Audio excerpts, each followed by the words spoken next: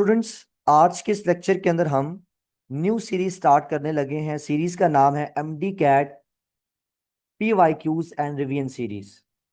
जैसा कि नाम से आपको क्लियर हो रहा है, इस सीरीज के अंदर हम चैप्टर वाइज हर चैप्टर के ना सिर्फ पास पेपर्स को प्रैक्टिस करेंगे, बल्कि साथ साथ हम उस चैप्टर को रिवाइज भी करेंगे।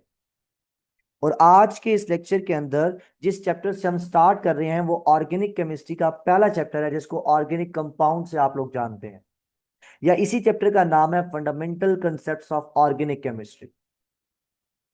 तो हम स्टार्ट करते हैं अपने लेक्चर को, और जो पास पेपर्स के अंदर इस चैप्टर में से क्वेश्चंस आया उनको सॉल्व करते हैं सबसे पहले, और फिर उन क्वेश्चंस के अंदर जो कंसेप्ट्स होंगे वो वन बाय वन में आपके साथ चीजें रिवाइज करवाता जाऊंगा, तो आपको चीजें और ज्यादा अच्छे से क्लियर हो जाएंगी। तो आपकी रिवीजन भी हो जाएगी, साथ में प्रैक्टिस भी हो जाएगी। तो सबसे पहले हम जो 2025 के पेपर के अंदर क्वेश्चंस आए थे उनसे स्टार्ट करते हैं।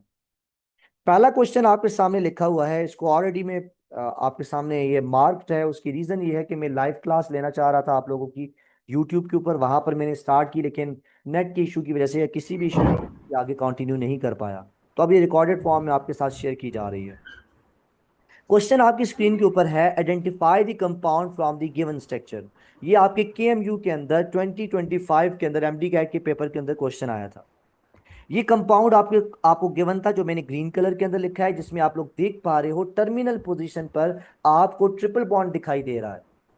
और टोटल इस कंपाउंड मॉलिक्यूल के अंदर आपको 5 कार्बन दिखाई दे रहे हैं। 5 कार्बन के लिए हम पेंट लिखते हैं, और क्योंकि फर्स्ट कार्बन के ऊपर टर्मिनल पोजीशन के ऊपर अल्काइल ट्रिपल बॉन्ड मौजूद है, तो हम लिख देंगे 1 आइन। तो इस कंपाउंड का नाम हो जाएगा पेंट 1 आइन। तो इसलिए यहां पर कौन सा ऑप्शन करेक्ट है? डेल्टा ऑप्शन करेक्ट है। अब यहीं पर एक चीज रिवाइज होने वाली है, और वो ये है कि आप लोग ये जानते हो, हमने केमिस्ट्री ऑफ हाइड्रोकार्बन्स के अंदर पढ़ा, अल्काइंस दो तरह के होते हैं। एक को हम बोलते हैं टर्मिनल अल्काइंस, और जो दूसरे होते हैं उनको इंटरनल हम अल्काइन। इंटरनल अल्काइंस बोलते हैं, या फिर नॉर्मल अल्काइंस बोलते हैं। टर्मिनल अल्काइंस नाम से जाहिर हो रहा है, ऐसे अल्काइंस को कहा जाता है जिसमें carbon to carbon triple bond end वाले कार्बन के ऊपर आ जाता है। जैसे मैंने आपके सामने ये लिखा। अब आप देख पा रहे हो ये एक ऐसा मॉलिक्यूल है जिसमें टर्मिनल पोजीशन पर एंड पर फर्स्ट कार्बन और सेकंड कार्बन के दरमियान आपको ट्रिपल बॉन्ड दिखाई दे रहा है। ऐसे अल्काइन को हम क्या बोलते हैं? टर्मिनल अल्काइन बोलते हैं। और क्योंकि इसमें फर्स्ट कार्बन के ऊपर फर्स्ट पोजीशन के ऊपर ट्रिपल बॉन्ड होता है, इसलिए इन अल्काइंस को वन अल्काइंस भी कहा जाता है। वन पोजीशन के बारे में बता रहा होता है, ठीक है। और यही अल्काइन अगर टर्मिनल पोजीशन पर मौजूद नहीं है, पहले दो कार्बन के दरमियान नहीं है, उसके अलावा मौजूद है, तो उसको आप क्या बोलते हो फिर? उसको आप इंटरनल अल्काइन बोलते हो, या नॉर्मल अल्काइन बोलते हो, जैसे मैंने आपके सामने ये बनाया है। या फिर ये एग्जांपल आपके सामने लिखता हूं। अब इस केस में अगर आप लोग देखो, तो ये क्या है? इंटरनल अल्काइंस है। और ये एक चीज और भी ध्यान में रख लो, ये तो टर्मिनल अल्काइंस है, मैंने आपको ऑलरेडी पढ़ाया हुआ है, ये एसिडिक इन नेचर होते हैं, स्लाइटली एसिडिक होते हैं as compared to internal alkynes. और उसकी रीजन आपको पता है कि ये जो टर्मिनल पोजीशन पर कार्बन आता है, इसके पास हाइड्रोजन होता है। और क्योंकि ये जो टर्मिनल पोजीशन पर कार्बन आ रहा है, इसने ट्रिपल बॉन्ड बनाया है, लिहाजा इसकी हाइब्रिडाइजेशन क्या होगी? sp होगी। और sp में आपको पता है s कैरेक्टर कितने परसेंट होता है? 50% होता है। और आप लोग ये भी जानते हो, जितना s कैरेक्टर ज्यादा होगा उतनी ही इलेक्ट्रोनेगेटिविटी ज्यादा होगी।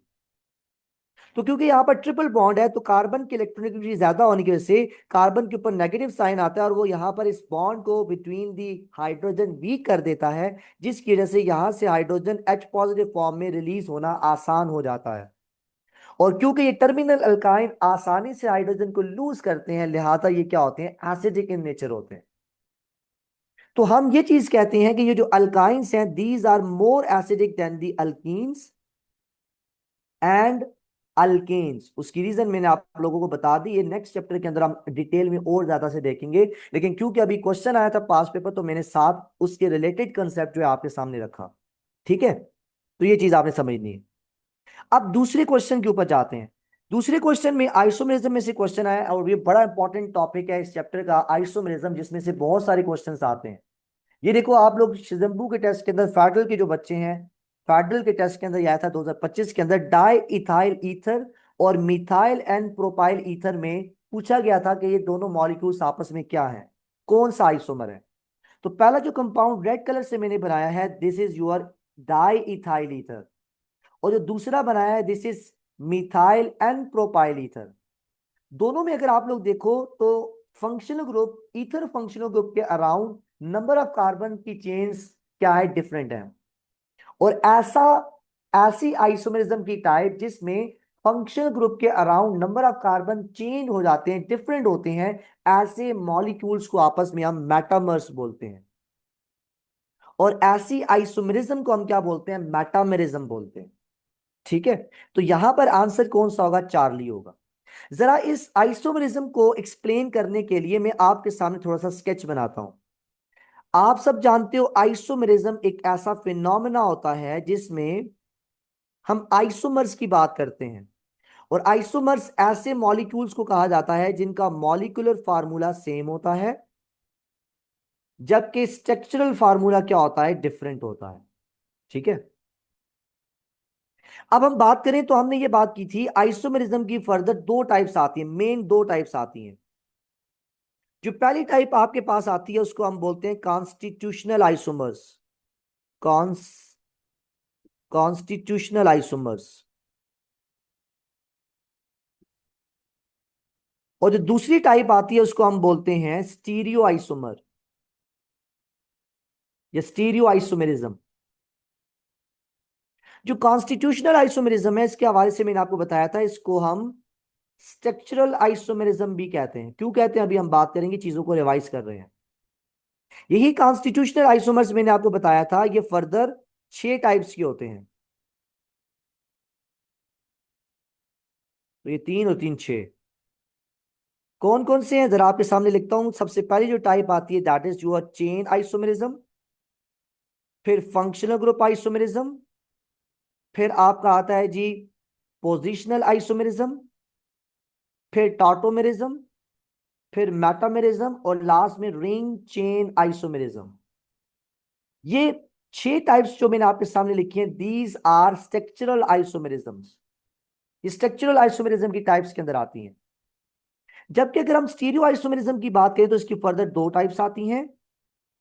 एक को आप लोग बोलते हो कन्फिग्रेशनल आइसोमर्स, कन्फिग्रेशनल आइसोमर्स, और दूसरे को आप लोग बोलते हो कन्फर्मेशनल आइसोमर्स। कन्फर्मेशनल आइसोमर्स मैंने आपको थोड़ा सा बताया था लेकिन ये आपके सिलेबस का हिस्सा नहीं था। जबकि अगर हम कन्फिग्रेशनल आइसोमर्स की बात करें तो फर्दर इनकी 2 टाइप्स आती हैं। एक को हमने कहा था ऑप्टिकल आइसोमेरिज्म, और दूसरे को हमने क्या बोला था, ज्योमेट्रिकल आइसोमेरिज्म कहा था। तो एक है ऑप्टिकल और दूसरा क्या है, ज्योमेट्रिकल। और ज्योमेट्रिकल में भी हमने बात की थी, इसकी 2 टाइप्स होती हैं, यानी 2 तरह के आइसोमर्स होते हैं। एक को हम बोलते हैं सिस और दूसरे को बोलते हैं ट्रांस। इसी वजह से इस ज्योमेट्रिकल आइसोमर को सिस ट्रांस आइसोमर्स भी कहा जाता है। तो ये स्केच मैंने आपके सामने बनाया आइसोमेरिज्म का। अब थोड़ा सा मैं आपको आइसोमेरिज्म जो स्ट्रक्चरल आइसोमर्स हैं उनकी थोड़ी सी कहानी बता देता हूं ताकि आपको थोड़ी सी रिवाइज हो जाए, रिकॉल हो जाए। स्ट्रक्चरल आइसोमेरिज्म में सबसे पहली बात आप लोगों ने इसके कुछ इंपॉर्टेंट फीचर्स ध्यान में रखने हैं जो कि डिफरेंशिएट करेंगे इसको फ्रॉम स्टीरियो आइसोमेरिज्म। सबसे पहला point, it is the type of isomerism. तो ये आइसोमेरिज्म की क्या है, टाइप है। और अगर आइसोमेरिज्म की टाइप है तो आप लोग जानते हो मॉलिक्यूलर फार्मूला क्या होगा, सेम होगा। और क्योंकि नाम में ही स्ट्रक्चर लिखा हुआ है तो इट्स मींस इसका स्ट्रक्चरल फार्मूला क्या होगा, डिफरेंट होगा। दूसरी बात आप लोगों ने बड़ी इंपॉर्टेंट इसके हवाले से ध्यान में रखनी है हमेशा के लिए कि स्ट्रक्चरल आइसोमर्स के अंदर जो हमारे पास कनेक्टिविटी होती है एटम्स की वो डिफरेंट होती है। कनेक्टिविटी ऑफ एटम्स डिफरेंट होती है दो मॉलिक्यूल्स के अंदर जिनको हम आइसोमर्स कह रहे होते हैं। इसके अलावा अगर हम बात करें तो ये जो आपके स्ट्रक्चरल आइसोमर्स होते हैं इनका नोमेनक्लेचर बिल्कुल डिफरेंट होता है। यानी इनके जो नाम होते हैं मॉलिक्यूल्स के जिनको हम आइसोमर्स कह रहे होते हैं, स्ट्रक्चरल आइसोमर्स, उनका नोमेनक्लेचर क्या होता है, डिफरेंट होता है। ठीक है, तो ये कुछ पॉइंट्स आपने अच्छे तरीके से ध्यान के अंदर रखने हैं। साथ में कोई क्वेश्चन आया वो भी देख लेता हूं। आवाज क्या आप लोगों को नहीं आ रही? हारून को आवाज नहीं आ रही, शाबाश। और भी स्टूडेंट बताएं क्या आवाज आपको क्लियर नहीं आ रही? तो ये चीज आपने ध्यान में रखनी है। अब उसके बाद हम वन बाय वन, ठीक है, क्लियर है। तो अब हम क्या करते हैं, वन बाय वन इन इन जरा जो स्ट्रक्चरल आइसोमर्स की टाइप्स हैं इनको जरा डिस्कस कर लेते हैं। सबसे पहले चेन आइसोमर की बात करते हैं। मैं शॉर्ट फॉर्म में लिखता हूं, ठीक है, चेन आइसोमर के लिए आई लिखता हूं ताकि टाइम कम से कम लगे और हम चीजें ज्यादा से ज्यादा रिवाइज कर लें। दूसरा हम बात करते हैं पोजिशनल आइसोमर की। तीसरा हम बात करते हैं फंक्शनल ग्रुप आइसोमर की। चौथा हम बात करते हैं टॉटोमर्स की, टॉटोमेरिज्म की। फिर हम बात करते हैं मेटामेरिज्म की। और लास्ट में रिंग चेन आइसोमेरिज्म की भी देख लेंगे बात। सबसे पहले जो चीज मैं लिख रहा हूं वो इनमें कॉमन क्या है, तो आप लोग जानते हो सारे आइसोमर्स हैं, स्ट्रक्चरल आइसोमर्स हैं। इन सब में मॉलिक्यूलर फार्मूला क्या होगा, सेम। तो वो चीज मैं दोबारा नहीं लिख रहा। तो मॉलिक्यूलर फार्मूला इन सब में क्या होगा, सेम। डिफरेंट क्या चीज है वो लिखता हूं। याद रखना है चेन आइसोमेरिज्म के अंदर क्या होता है, नाम से ही जाहिर हो रहा है कि इसमें जो डिफरेंट कार्बन की क्या होती है, चेन होती है। यानी आपको different chain of carbon atoms इसमें दिखाई देगी। ऐसे आइसोमर्स को आप चेन आइसोमर्स कहते हो। और इसकी एग्जांपल में आप लोगों ने ध्यान में रखना है, मोस्टली हम अल्केन्स की बात करते हैं। अल्केन्स की जो आइसोमर्स होते हैं वो मोस्टली आपके पास कौन से होते हैं, चेन आइसोमर्स की कैटेगरी के अंदर आते हैं। जैसे मैं एग्जांपल लेता हूं, मैं लिखता हूं एन पेंटेन। एन पेंटेन में क्या होगा, 5 कार्बन होंगे, carbon to carbon single bond होगा और स्ट्रेट लाइन के अंदर होंगे, इसीलिए एन लिखते हैं प्रीफिक्स में। दूसरा इसका आइसोमर होगा जिसको मैं बोलूंगा आइसोपेंटेन। आइसोपेंटेन में क्या होगा, 4 कार्बन स्ट्रेट चेन के अंदर होंगे और पांचवा जो कार्बन होगा वो सेकंड कार्बन के ऊपर एज अ सब्सटीट्यूएंट अटैच होगा। इसको हम आइसोपेंटेन बोलेंगे। जरा बना के बता देता हूं। 4 कार्बन है और पांचवा इस तरह से आपको सेकंड कार्बन के ऊपर दिखाई देगा। तो जब भी second carbon of the chain के ऊपर सब्सटीट्यूएंट एक मिथाइल ग्रुप अटैच हो, कोई भी सब्सटीट्यूएंट हो, तो आप उसको आइसो पोजिशन बोलते हो, दिस इज आइसोपेंटेन। और तीसरा अगर हम बोले तो वो नियोपेंटेन होता है। नियोपेंटेन में क्या होगा, आपके सेकंड कार्बन के ऊपर, सेकंड लास्ट या सेकंड कार्बन के ऊपर 2 सब्स्टिट्यूएंट मौजूद होंगे। जैसे यही मैं बनाता हूं 3 कार्बन और सेकंड कार्बन के ऊपर मैं 2 मिथाइल ग्रुप अटैच करता हूं। अब ये जो कंपाउंड है ये आपके पास क्या होगा, नियोपेंटेन होगा। अब आप देख पा रहे हो एन पेंटेन, आइसोपेंटेन और नियोपेंटेन तीनों का मॉलिक्यूलर फार्मूला सेम है। Just chain of carbon atom क्या हो चुकी है, चेंज हो चुकी है। एक में स्ट्रेट चेन है, एक में एक ब्रांच है, दूसरे में 2 ब्रांचेस हैं। ऐसे मॉलिक्यूल्स को हम चेन आइसोमर्स कहते हैं। और याद रखना है इस चेन आइसोमर को एक और नाम भी दिया जाता है, it is also called as skeletal isomerism, क्योंकि इसमें स्केलेटन चेंज हो रहा होता है किसका, मॉलिक्यूल्स का। क्लियर। दूसरे नंबर पर बात करते हैं पोजिशनल आइसोमर्स की।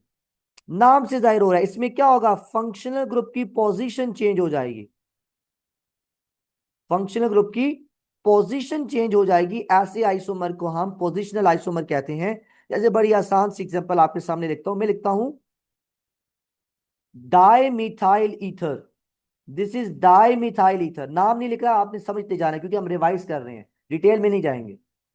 और दूसरा मैं आपके सामने लिखता हूं, या इसको थोड़ा सा मैं चेंज कर देता हूं, देखो इस तरह से लिखता हूं।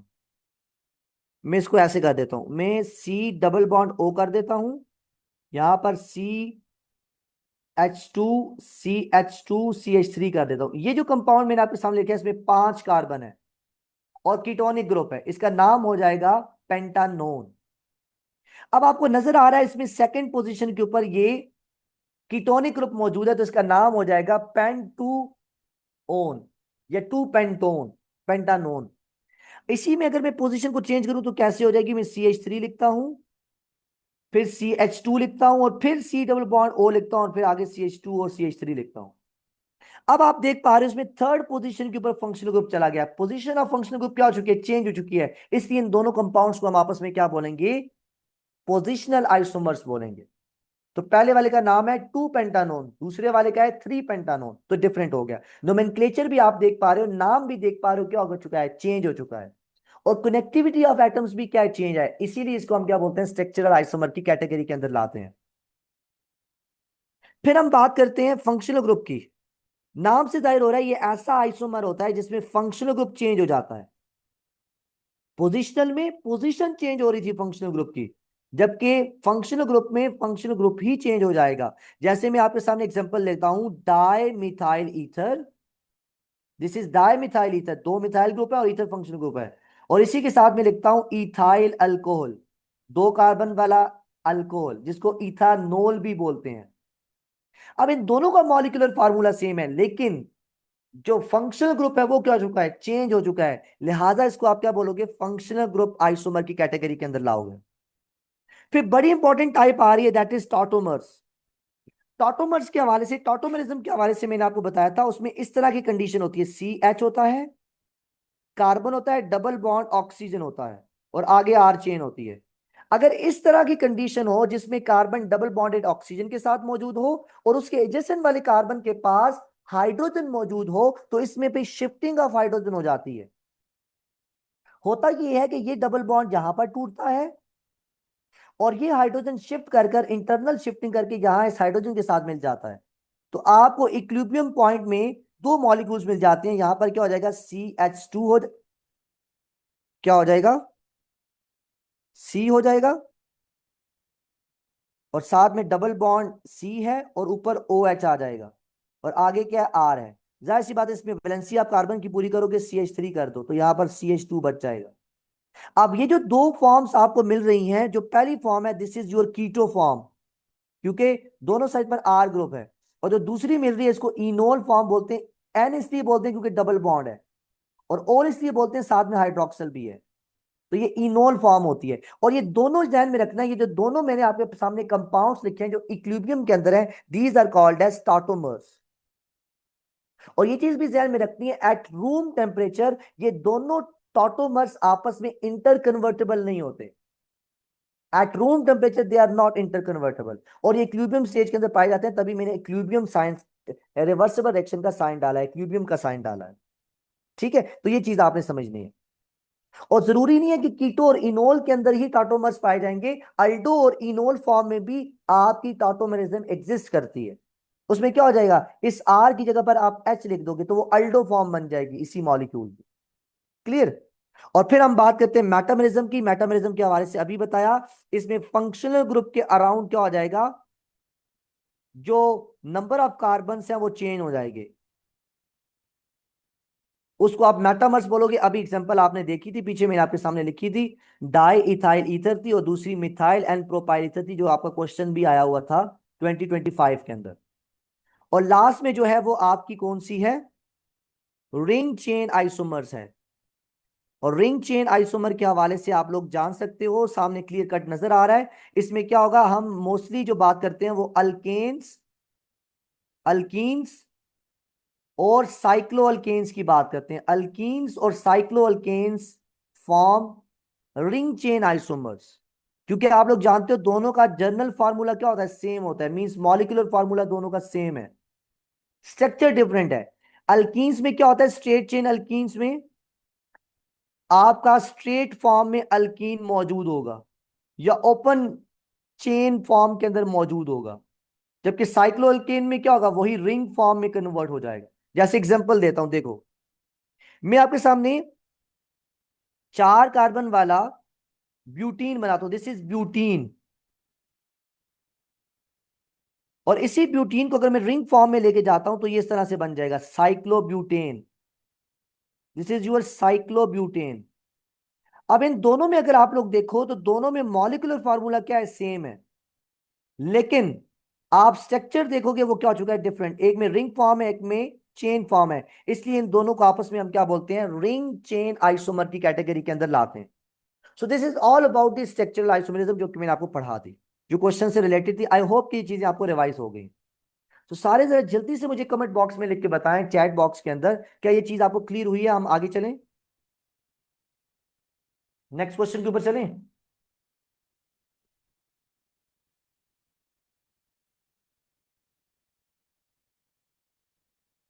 Good, very good. चलें नेक्स्ट क्वेश्चन के ऊपर जाते हैं, जरा जल्दी से क्वेश्चंस को सॉल्व करते हुए आगे बढ़ेंगे। सारा चैप्टर भी आपको रिवाइज होता जा रहा होगा, ठीक है। नेक्स्ट क्वेश्चन, थर्ड क्वेश्चन के ऊपर आते हैं। थर्ड क्वेश्चन बड़ा इंपॉर्टेंट है जो मैंने आपके सामने लिखा है, the relationship of positive tartaric acid and negative tartaric acid is. क्या ये ज्योमेट्रिकल आइसोमर्स होते हैं, क्या ये इनेंशियोमर्स होते हैं, क्या ये डायस्टीरियोमर्स होते हैं, या ये फिर ये प्लानर मॉलिक्यूल्स होते हैं? तो क्या होते हैं, जरा शाबाश जल्दी से बता दो कौन सा ऑप्शन करेक्ट होगा। ये आपके फैटल के टेस्ट में आया था। आंसर क्या होगा? मुंतहा ने डी ऑप्शन बताया, स्ट्रेंज। सिद्रा भी डी ऑप्शन बता रही हैं। इतना आसान क्वेश्चन आप गलत कर रहे हो, अल्लाह की बंदियों।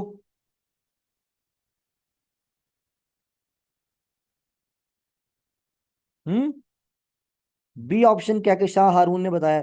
तो 100% जिन्होंने बी ऑप्शन बताया उनका करेक्ट है, इनेंशियोमर्स होते हैं ये क्या होते हैं? इनेंशियोमर्स। जरा इसको जरा आप डिटेल में समझते हैं बात को, टर्टारिक एसिड के जरा इसको समझते हैं। देखो, टर्टारिक एसिड जो आपके पास है, इसके बारे में ध्यान में रखना है कि ये वाइट क्रिस्टलाइन ऑर्गेनिक एसिड होता है। White crystalline organic acid already मैं आपको पढ़ा चुका हूं ये, ठीक है, मैं रिवाइज करवा रहा हूं। इसका फार्मूला होता है C4 मॉलिक्यूलर फार्मूला H6O6। और इसको अगर मैं स्ट्रक्चर की फॉर्म के अंदर बनाऊं तो इस तरह से होता है। मैं आपके सामने ये इसका बॉन्ड लाइन फार्मूला ड्रॉ कर रहा हूं। यहां पर हाइड्रोक्सिल ग्रुप होता है, यहां पर भी इस तरह से कार्बोक्सिलिक ग्रुप होता है। तो ये एक ऐसा एसिड है जिसमें दो कार्बोक्सिलिक ग्रुप प्रेजेंट होते हैं, जरा आप लोग देख पाओगे। देखो जरा, एक आपको ये कार्बोक्सिलिक ग्रुप नजर आएगा, सी डबल बॉन्ड COOH वाला, और आपको एक ये नजर आएगा, तो ये डाई कार्बोक्सिलिक एसिड होता है, ठीक है। This is the structure of tartaric acid. और इसी टर्टारिक एसिड की अगर मैं बात करूं पॉजिटिव और नेगेटिव फॉर्म की, तो उसको भी थोड़ा समझ लें। पॉजिटिव फॉर्म जो होती है और नेगेटिव फॉर्म, इसमें क्या डिफरेंस है? पॉजिटिव फॉर्म में क्या होता है कि आपका मॉलिक्यूल डेक्स्ट्रो रोटेटरी होता है, यानी प्लेन पोलराइज लाइट को राइट साइड पर क्या करता है? रोटेट करवाता है। और नेगेटिव केस में क्या होता है? ये लीवो रोटेटरी होता है, प्लेन पोलराइज लाइट को लेफ्ट साइड पर रोटेट करवाता है। तो ये D gluco D tartaric acid होगा and this will be L tartaric acid.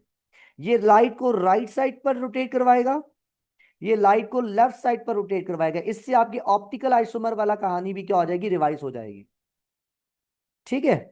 तो ये चीज आपने समझनी है,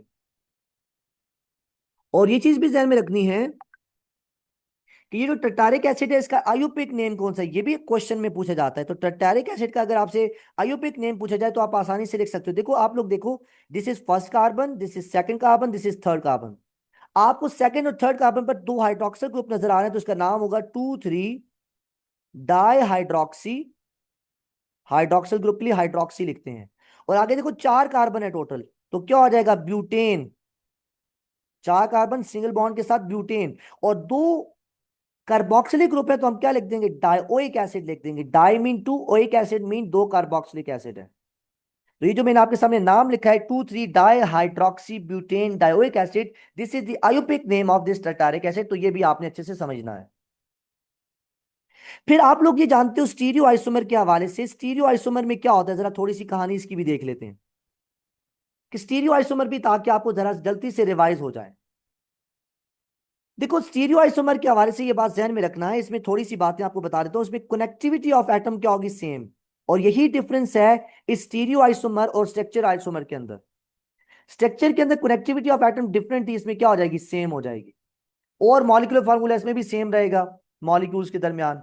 लेकिन जो आपका स्ट्रक्चरल फार्मूला होगा वो क्या होगा? वो भी सेम होगा, सिर्फ वो डिफरेंट होगा। मतलब स्ट्रक्चरल फार्मूला यहाँ पर डिफरेंट होने से मुराद ये कि स्पेशल अरेंजमेंट, स्पेस के अंदर एटम्स की अरेंजमेंट डिफरेंट हो जाएगी, ठीक है। बस ये चीज आपने समझनी है। अब ये जो सीरियो आइसोमर्स थे, इनमें दो मेन टाइप्स की हम बात करते हैं। एक को हम डाइस्टीरियोमर बोलते हैं। दो तीन बातें बताऊंगा, बस वो ध्यान में रखो, आपको समझ आ जाएगी। और जो दूसरी इसकी एग्जांपल जो टाइप आती है उसको इनेंशियोमर्स कहा जाता है, इनेंशियोमर्स।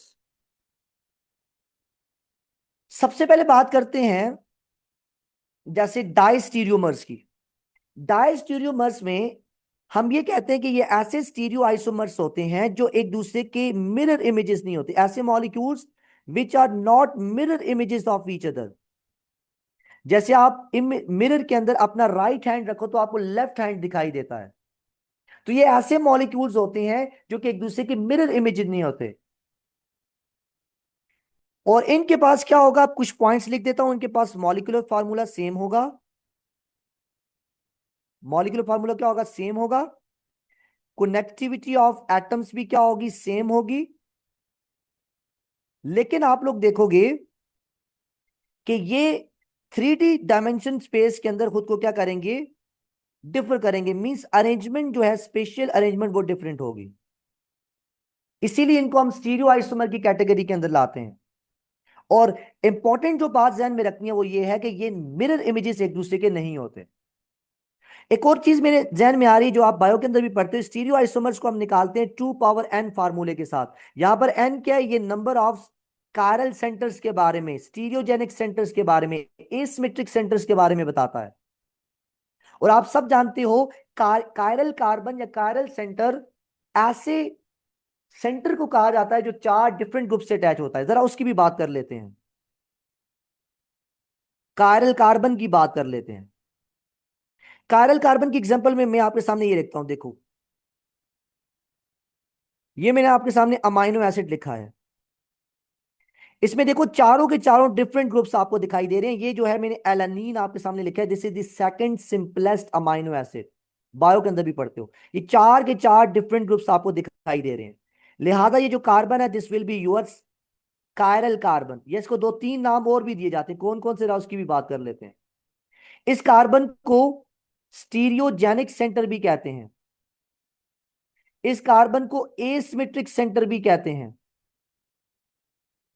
और इस कार्बन को हम कायरल सेंटर भी कहते हैं। ये सारे नाम है। और जिस भी मॉलिक्यूल के अंदर ये कायरल कार्बन प्रेजेंट होता है वो प्लेन पोलराइज्ड लाइट को रोटेट करवाता है आइदर इन क्लॉकवाइज डायरेक्शन और एंटी क्लॉकवाइज डायरेक्शन। ऐसे आइसोमर्स को हम क्या बोलते हैं, ऐसे कंपाउंड्स को क्या बोलते हैं, ऑप्टिकली एक्टिव कंपाउंड बोलते हैं। तो ये एलानीन क्या है, ऑप्टिकली एक्टिव कंपाउंड है, तो OAC से रिप्रेजेंट कर रहा हूं। तो ये जो स्टीरियो आइसोमर्स हैं इसमें हम इस कायरल सेंटर की बात कर रहे होते हैं।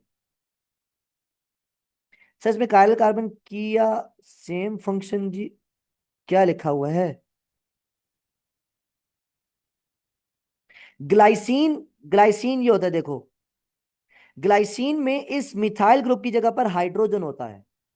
जब हाइड्रोजन आएगा तो वो ग्लाइसीन बन जाएगा, that will be your simplest amino acid. और ग्लाइसीन के बारे में आपने बायो के अंदर भी पढ़ा है, मैंने केमिस्ट्री के अंदर भी पढ़ा है। This is the only amino acid in human body जो कि ऑप्टिकली इनएक्टिव होता है, क्योंकि उसमें कायरल सेंटर नहीं होता, एक कायरल कार्बन होता है, दो सेम ग्रुप हाइड्रोजन आ जाते हैं इस वजह से।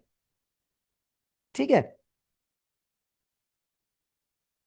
एच ग्लाइसीन में होता है, एलानीन में मिथाइल ग्रुप होता है। खैर, उसके बाद आते हैं इनेंशियोमर्स के ऊपर। आप लोगों को ये भी ध्यान में रख लो, बायो के लिए जो ग्लूकोज होता है उसमें 4 कायरल कार्बन होते हैं। 4 कायरल कार्बन होने की वजह से उसमें टोटल 16 स्टीरियो आइसोमर्स आते हैं। उन 16 में से 8 जो होते हैं वो क्या होते हैं, एनेंशियोमर्स होते हैं, दूसरे 8 के। तो ये कुछ पॉइंट्स भी आप बायो के अंदर पढ़ते हो। फिर अब हम बात करते हैं किसकी, एनेंशियोमर्स की। एनेंशियोमर्स के बारे में ये ध्यान में रखना है, ये ऐसे स्टीरियो आइसोमर्स होते हैं जो non super imposable mirror images होती हैं। यानी ये ऐसे मॉलिक्यूल्स होते हैं जो एक दूसरे के मिरर इमेजेस तो होते हैं, लेकिन ये नॉन सुपर इम्पोजिबल होते हैं। जैसे इसकी बड़ी बेहतरीन एग्जांपल है, आप लोग अपना राइट हैंड मिरर के अंदर रखो, आपको लेफ्ट हैंड दिखाई देगा। तो इससे मुराद क्या है, मिरर इमेजेस हैं ये, लेफ्ट और राइट। आप अपने राइट हैंड को लो और लेफ्ट हैंड के ऊपर प्लेस करो, आप देखो ये दोनों एक दूसरे के ऊपर सुपर इंपोज नहीं होंगे। सुपर इंपोज ना होने से मुराद ये, आपका राइट हैंड का थंब लेफ्ट हैंड के थंब के ऊपर नहीं आएगा, बल्कि राइट हैंड का थंब लेफ्ट हैंड की सबसे आखिर वाली फिंगर पर आएगा। तो ये नॉन सुपर इंपोजिबल होते हैं, ऐसे मॉलिक्यूल्स को इनेंशियोमर्स कहा जाता है। इनमें भी सेम वही बात है, molecular formula same, connectivity same. इसमें क्या है, मिरर इमेजेस होती हैं और नॉन सुपर इम्पोजिबल होती हैं। और इसकी एग्जांपल में यही आते हैं, प्लस एंड नेगेटिव टर्टैरिक एसिड। इनको इनेंशियोमेरिक पेयर भी कहा जाता है। ये प्लेन पोलराइज लाइट को ऑपोजिट डायरेक्शन के अंदर रोटेट करते हैं, पॉजिटिव वाला क्लॉकवाइज में, नेगेटिव वाला एंटी क्लॉकवाइज। तो ये चीजें भी आई होप आपको क्लियर होगी होंगी अभी। अब जल्दी से नेक्स्ट क्वेश्चन के ऊपर आते हैं। नेक्स्ट क्वेश्चन है, two pentanone and three pentanone are, शाबाश जल्दी से बताओ, मेटामर्स होते हैं, टॉटोमर्स होते हैं, फंक्शनल ग्रुप होते हैं, या फिर पोजिशनल होते हैं? कौन सा ऑप्शन करेक्ट होगा? नम्स के अंदर आया था 2025 के अंदर। मुंतहा ने ए ऑप्शन मेटामर्स बताया है। और भी बताओ, शाबाश। हारून का भी ये ऑप्शन है। हरी अप हरी अप, टाइम बहुत कम है। सदीका भी ये ऑप्शन बता रही है। And you all are right, यहां पर अल्फा ऑप्शन करेक्ट है, क्योंकि ये क्या होते हैं, मेटामर्स होते हैं। आप लोग देख पा रहे हो ये क्या है, अच्छा दो चीजें हैं इसमें। ये पोजिशनल आइसोमर भी हो सकता है और मेटामर भी हो सकता है, लेकिन क्लोजेस्ट ऑप्शन कौन सा है, मेटामर वाला। उसकी रीजन क्या है, मैंने आपको बताया था ड्यूरिंग लेक्चर्स बैच के अंदर, कि मेटामर्स की, मेटामेरिज्म की जो प्योरिटी होती है वो पोजिशनल आइसोमर के मुकाबले में ज्यादा होती है। इसलिए यहां पर करेक्ट ऑप्शन हम मेटामर्स लेते हैं, कि अराउंड दी फंक्शनल ग्रुप क्या नंबर ऑफ कार्बन डिफरेंट है। जरा इस चीज को मैं बताता हूं आप लोगों को। इस चीज को बताने के लिए प्रियोरिटी लिस्ट में आपके सामने लिख देता हूं, देखो। प्रियोरिटी लिस्ट को याद करने के लिए एक ट्रिक मैंने आपको बताई थी, एक और बता देता हूं। रियल टीचर्स, मैंने बुक में भी अपनी लिखी हुई है। Real teachers, real teachers first makes chemistry perfect. तो ये एक लाइन से आपको याद हो जाएंगी इनकी प्रियोरिटी। शायद ड्यूरिंग बैच मैंने बैच की क्लासेस में कोई अलग ट्रिक बताई थी, वो इससे भी ज्यादा आसान थी। अभी मेरे ध्यान में ये आ रही है तो मैं ये लिख देता हूं। आर से आएगा रिंग चेन आइसोमर्स, टी से आएगा टाटोमर्स, एफ से आएगा फंक्शनल ग्रुप आइसोमर्स, एम से आएगा मेटामर्स, सी से आपके पास आएगा चेन आइसोमर्स, और पी से आएगा पोजिशनल आइसोमर। तो आपको यह पता चल रहा है कि रिंग चेन आइसोमर की प्रायोरिटी सबसे ज्यादा है, फिर टाटोमर्स की है, फिर फंक्शनल ग्रुप की है, फिर मेटामर्स की है, फिर चेन की, और सबसे आखिर में कौन सा है, पोजिशनल आइसोमर। तो जब भी दो मॉलिक्यूल्स के दरमियान आपको पोजिशनल आइसोमर्स और मेटामर्स दिखाई दे रहे हो, तो आपने मेटामर्स वाले ऑप्शन को क्या करना है, करेक्ट करना है, क्योंकि उसकी प्रायोरिटी क्या है, ज्यादा है। ठीक है, तो ये चीज भी आपने समझनी है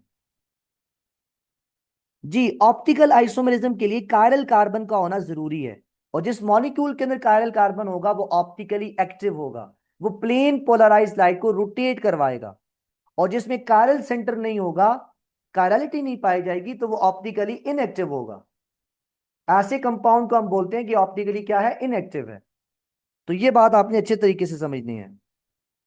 हाँ, मैंने आपको ट्रिक ड्यूरिंग लेक्चर ये बताई थी, रात में एफएम चलाओ प्यार से। तो अगर आपको ये आसानी से याद होता है तो इसको याद कर लो।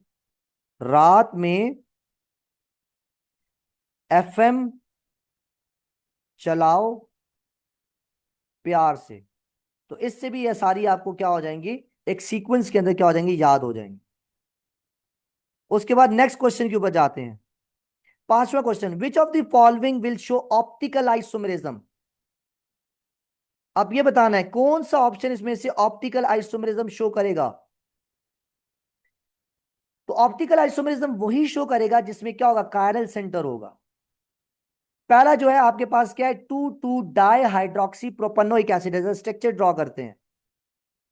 प्रोपनोइक है तो तीन कार्बन होंगे, टू टू है तो मींस दो कार्बन, एक सेकंड वाले कार्बन के ऊपर दो हाइड्रोक्सिल ग्रुप होंगे, और यहां पर क्या होगा, इस तरह से ये होगा। तो अब ये मैंने आपके सामने बनाया two two dihydroxy propanoic acid. आप इसमें देख पा रहे हो कोई भी कायरल कार्बन, कोई भी कार्बन यहां पर कायरल नहीं है, लिहाजा ये ऑप्टिकल आइसोमेरिज्म शो नहीं कर सकता, इस पे क्रॉस लगा देंगे। दूसरे पर जाओ, टू हाइड्रोक्सी ब्यूटानोइक एसिड। अब इसमें जरा चेक कर लेते हैं। ब्यूटानोइक है तो हम क्या लिखेंगे, चार कार्बन लिखेंगे। ओइक एसिड के लिए हम टर्मिनल पोजीशन पर कार्बोक्सिलिक ग्रुप लगा देंगे, और सेकंड पोजीशन पर क्या लगाएंगे, हाइड्रोक्सिल ग्रुप लगाएंगे। अब इसमें अगर आप लोग देखो तो सेकंड कार्बन जो है ये आपका कायरल है, ये वाला सेकंड कार्बन, क्योंकि इसमें एक ग्रुप ये वाला है कार्बोक्सिलिक, एक आपके पास हाइड्रोक्सल है, एक ये ग्रुप है, और एक यहां पर इसके साथ हाइड्रोजन भी अटैच होगा, तो this will be your chiral carbon. और अगर ये कायरल कार्बन है तो ये आपका क्या होगा, ऑप्टिकली एक्टिव कंपाउंड होगा, ये ऑप्टिकल आइसोमेरिज्म शो करेगा, तो बीटा ऑप्शन आपको करेक्ट हो सकता है। लेकिन ये जो क्वेश्चन आपके नम्स के टेस्ट के अंदर आया था, इसमें एक और ऑप्शन भी जो है वो क्या था, करेक्ट था। बीटानोइक एसिड के अंदर भी आपको पता है कायरल कार्बन नहीं है, तो ये भी ऑप्शन करेक्ट नहीं हो सकता। लेकिन जो 2 हाइड्रोक्सी प्रोपेनोइक एसिड है, इसको हम लैक्टिक एसिड बोलते हैं, this is the IUPAC name of lactic acid. और इसमें भी आप लोग देखते हो आपको कायरल सेंटर मिलता है, जैसे देखो मैं बना लेता हूं CH3CH, और साथ में क्या होगा OH सेकंड कार्बन के ऊपर, और आगे क्या है, कार्बोक्सिलिक एसिड है। तो यहाँ पर ये जो क्वेश्चन मैंने आपके साथ शेयर किया था, इसमें ऑप्टिकल आइसोमेरिज्म के बारे में बताना था। और हमने ये बात की थी लास्ट में जाते जाते कि जो डेल्टा ऑप्शन है, जिसको हम 2 हाइड्रोक्सी प्रोपानोइक एसिड बोलते हैं, जो कि लैक्टिक एसिड का फार्मूला है, इसमें आपको एक एसिमेट्रिक कार्बन या कायरल कार्बन दिखाई देता है। और क्योंकि इसमें एक एसिमेट्रिक या कायरल कार्बन मौजूद है, लिहाजा ये आपका ऑप्टिकल आइसोमेरिज्म शो करता है। और आप इसी लैक्टिक एसिड की बात करते हो, मैंने आपको डिटेल लेक्चर्स के अंदर बताया था, इसकी 3 आइसोमेरिक फॉर्म्स प्रेजेंट होती हैं। एक पॉजिटिव, जो प्लेन पोलराइज लाइट को राइट डायरेक्शन में रोटेट करवाती है, एक नेगेटिव जो लेफ्ट साइड पर रोटेट करवाती है, मींस एंटी क्लॉकवाइज डायरेक्शन में, और ये दोनों क्या होती हैं, ऑप्टिकली एक्टिव होती हैं। और इसकी तीसरी एक फॉर्म भी होती है, कंपाउंड होता है, जिसको हम रैसिमिक मिक्सचर बोलते हैं। और रैसिमिक मिक्सचर के बारे में मैंने आपको बताया था, इंटरनल कंपनसेशन की वजह से वो ऑप्टिकली इनएक्टिव होते हैं। ठीक है। अब इस क्वेश्चन में अगर आप लोग देखो तो ये नम्स के अंदर एक ऐसा क्वेश्चन आया था 2025 के अंदर, जिसमें 2 ऑप्शन ऐसे थे जिन दोनों के अंदर ऑप्टिकल आइसोमेरिज्म एग्जिस्ट कर रही थी। अब इसमें से हम, जब भी ऐसा सिनेरियो हो आपके पास कि जिसमें एक से ज्यादा MCQ, एक से ज्यादा ऑप्शंस आपके करेक्ट हो रहे हो, तो उस केस के अंदर आप क्लोजेस्ट ऑप्शन की तरफ जाते हो। अगर आप देखो तो जो डेल्टा ऑप्शन है 2 हाइड्रोक्सी प्रोपानोइक एसिड, जिसको हम लैक्टिक एसिड बोलते हैं, ये आपकी बुक्स के अंदर क्लियर कट मेंशन किया हुआ है, लाइंस के अंदर लिखा हुआ है कि ये lactic acid optical isomerism show करता है। और इसको हम एग्जांपल्स ऑफ ऑप्टिकल आइसोमेरिज्म के अंदर भी पढ़ते हैं। तो क्योंकि ये चीज आपकी बुक के अंदर मेंशन है, लाइन के अंदर लिखी हुई है, लिहाजा यहां पर बीटा के बजाय हम डेल्टा ऑप्शन को करेक्ट करते हैं। अगर ऐसा ऑप्शन होता जिसमें बी एंड डी दोनों होता, तो हम फिर उसकी तरफ जाते। क्योंकि वो ऑप्शन गिवन नहीं है, लिहाजा हम डेल्टा ऑप्शन की तरफ जाएंगे। तो ठीक है, तो ये चीज आपको क्लियर होनी चाहिए। नेक्स्ट क्वेश्चन के ऊपर जाते हैं। बड़ा ही आसान बच्चों वाला क्वेश्चन जो है आपसे पूछा गया था, कौन सा डायोइक एसिड है। जो डायोइक एसिड है वो दूसरा हमने बात की थी, 2 हाइड्रोक्सी ब्यूटेन डायोइक एसिड। तो ये जो 2 हाइड्रोक्सी ब्यूटेन डायोइक एसिड है, ये कंपाउंड, इसमें भी ऑप्टिकल आइसोमेरिज्म एग्जिस्ट करती है, क्योंकि इसमें भी कायरल कार्बन है, मैंने आपको बना के बताया था। ठीक है। खैर, हम नेक्स्ट क्वेश्चन के ऊपर आते हैं। ये क्वेश्चन जो है आपके MD कैट 2024 के अंदर आया था। और इस क्वेश्चन में देखो, बड़ा ही आसान क्वेश्चन आपसे पूछा गया था, ये UHS के अंदर आया था। पंजाब के अंदर जो टेस्ट होता है उसके अंदर आया था। और इस क्वेश्चन के अंदर ये था, आपने इलेक्ट्रॉनिक कन्फिग्रेशन लिखनी थी कार्बन की। अब इतना आसान क्वेश्चन, इससे आसान और क्या आ सकता है MD कैट में। यही आप एकेडमीज के टेस्ट के अंदर देखते हो, इतने मुश्किल मुश्किल क्वेश्चन दे रहे होते हैं, इतने मुश्किल क्वेश्चन आते ही नहीं, बिल्कुल आसान। ये देखो हलवा क्वेश्चन आया हुआ है, इसमें देखे बगैर आप अल्फा ऑप्शन लगाओ, क्योंकि हम जानते हैं कार्बन का एटॉमिक नंबर क्या है, 6 है। तो इसकी इलेक्ट्रॉनिक कन्फिग्रेशन क्या होगी, 1s2, 2s2 और 2p2 होगी। ये इसकी ग्राउंड स्टेट इलेक्ट्रॉनिक कन्फिग्रेशन है। लेकिन एक्साइटेड स्टेट में क्या होता है, एक्साइटेड स्टेट में आपके 2s से एक इलेक्ट्रॉन जंप करके कहां पर चला जाता है, 2p के अंदर चला जाता है, जिसकी वजह से 2p के अंदर 3 अनपेयर्ड इलेक्ट्रॉन्स हो जाते हैं, जो मैं आपके सामने बना रहा हूं ऑर्बिटल्स के अंदर। और ये चीज भी आप सेकंड चैप्टर के अंदर पढ़ चुके हो कि ये जो इलेक्ट्रॉन का अनपेयर्ड होना है, अनपेयर्ड होकर पैरेलल स्पिन के साथ डीजेनरेट ऑर्बिटल्स के अंदर पाए जाना है, ये होम्स रूल के अकॉर्डिंगली होता है। होम्स रूल ये कहता है कि किसी एटम की, किसी सबशेल की स्टेबिलिटी तब बढ़ती है जब उसके अंदर नंबर ऑफ अनपेयर्ड इलेक्ट्रॉन ज्यादा होते हैं, और वो पैरेलल स्पिन के साथ होते हैं, जैसे मैंने पी के अंदर बनाए हैं। तो यहां पर एक्साइटेड स्टेट में होने की वजह से, एक्साइटेड स्टेट में क्या होता है कि कार्बन अपना 2s में से एक इलेक्ट्रॉन उठाकर 2pz में भेज देता है, जिसकी वजह से आप देख पा रहे हो इस कार्बन के अंदर 4 अनपेयर्ड इलेक्ट्रॉन्स क्या हो चुके हैं, जनरेट हो चुके हैं। इसी वजह से आप लोग देखते हो कि कार्बन टेट्रावैलेंसी शो करता है, 4 बॉन्ड्स बनाता है, क्योंकि उसके अंदर 4 अनपेयर्ड इलेक्ट्रॉन्स हैं।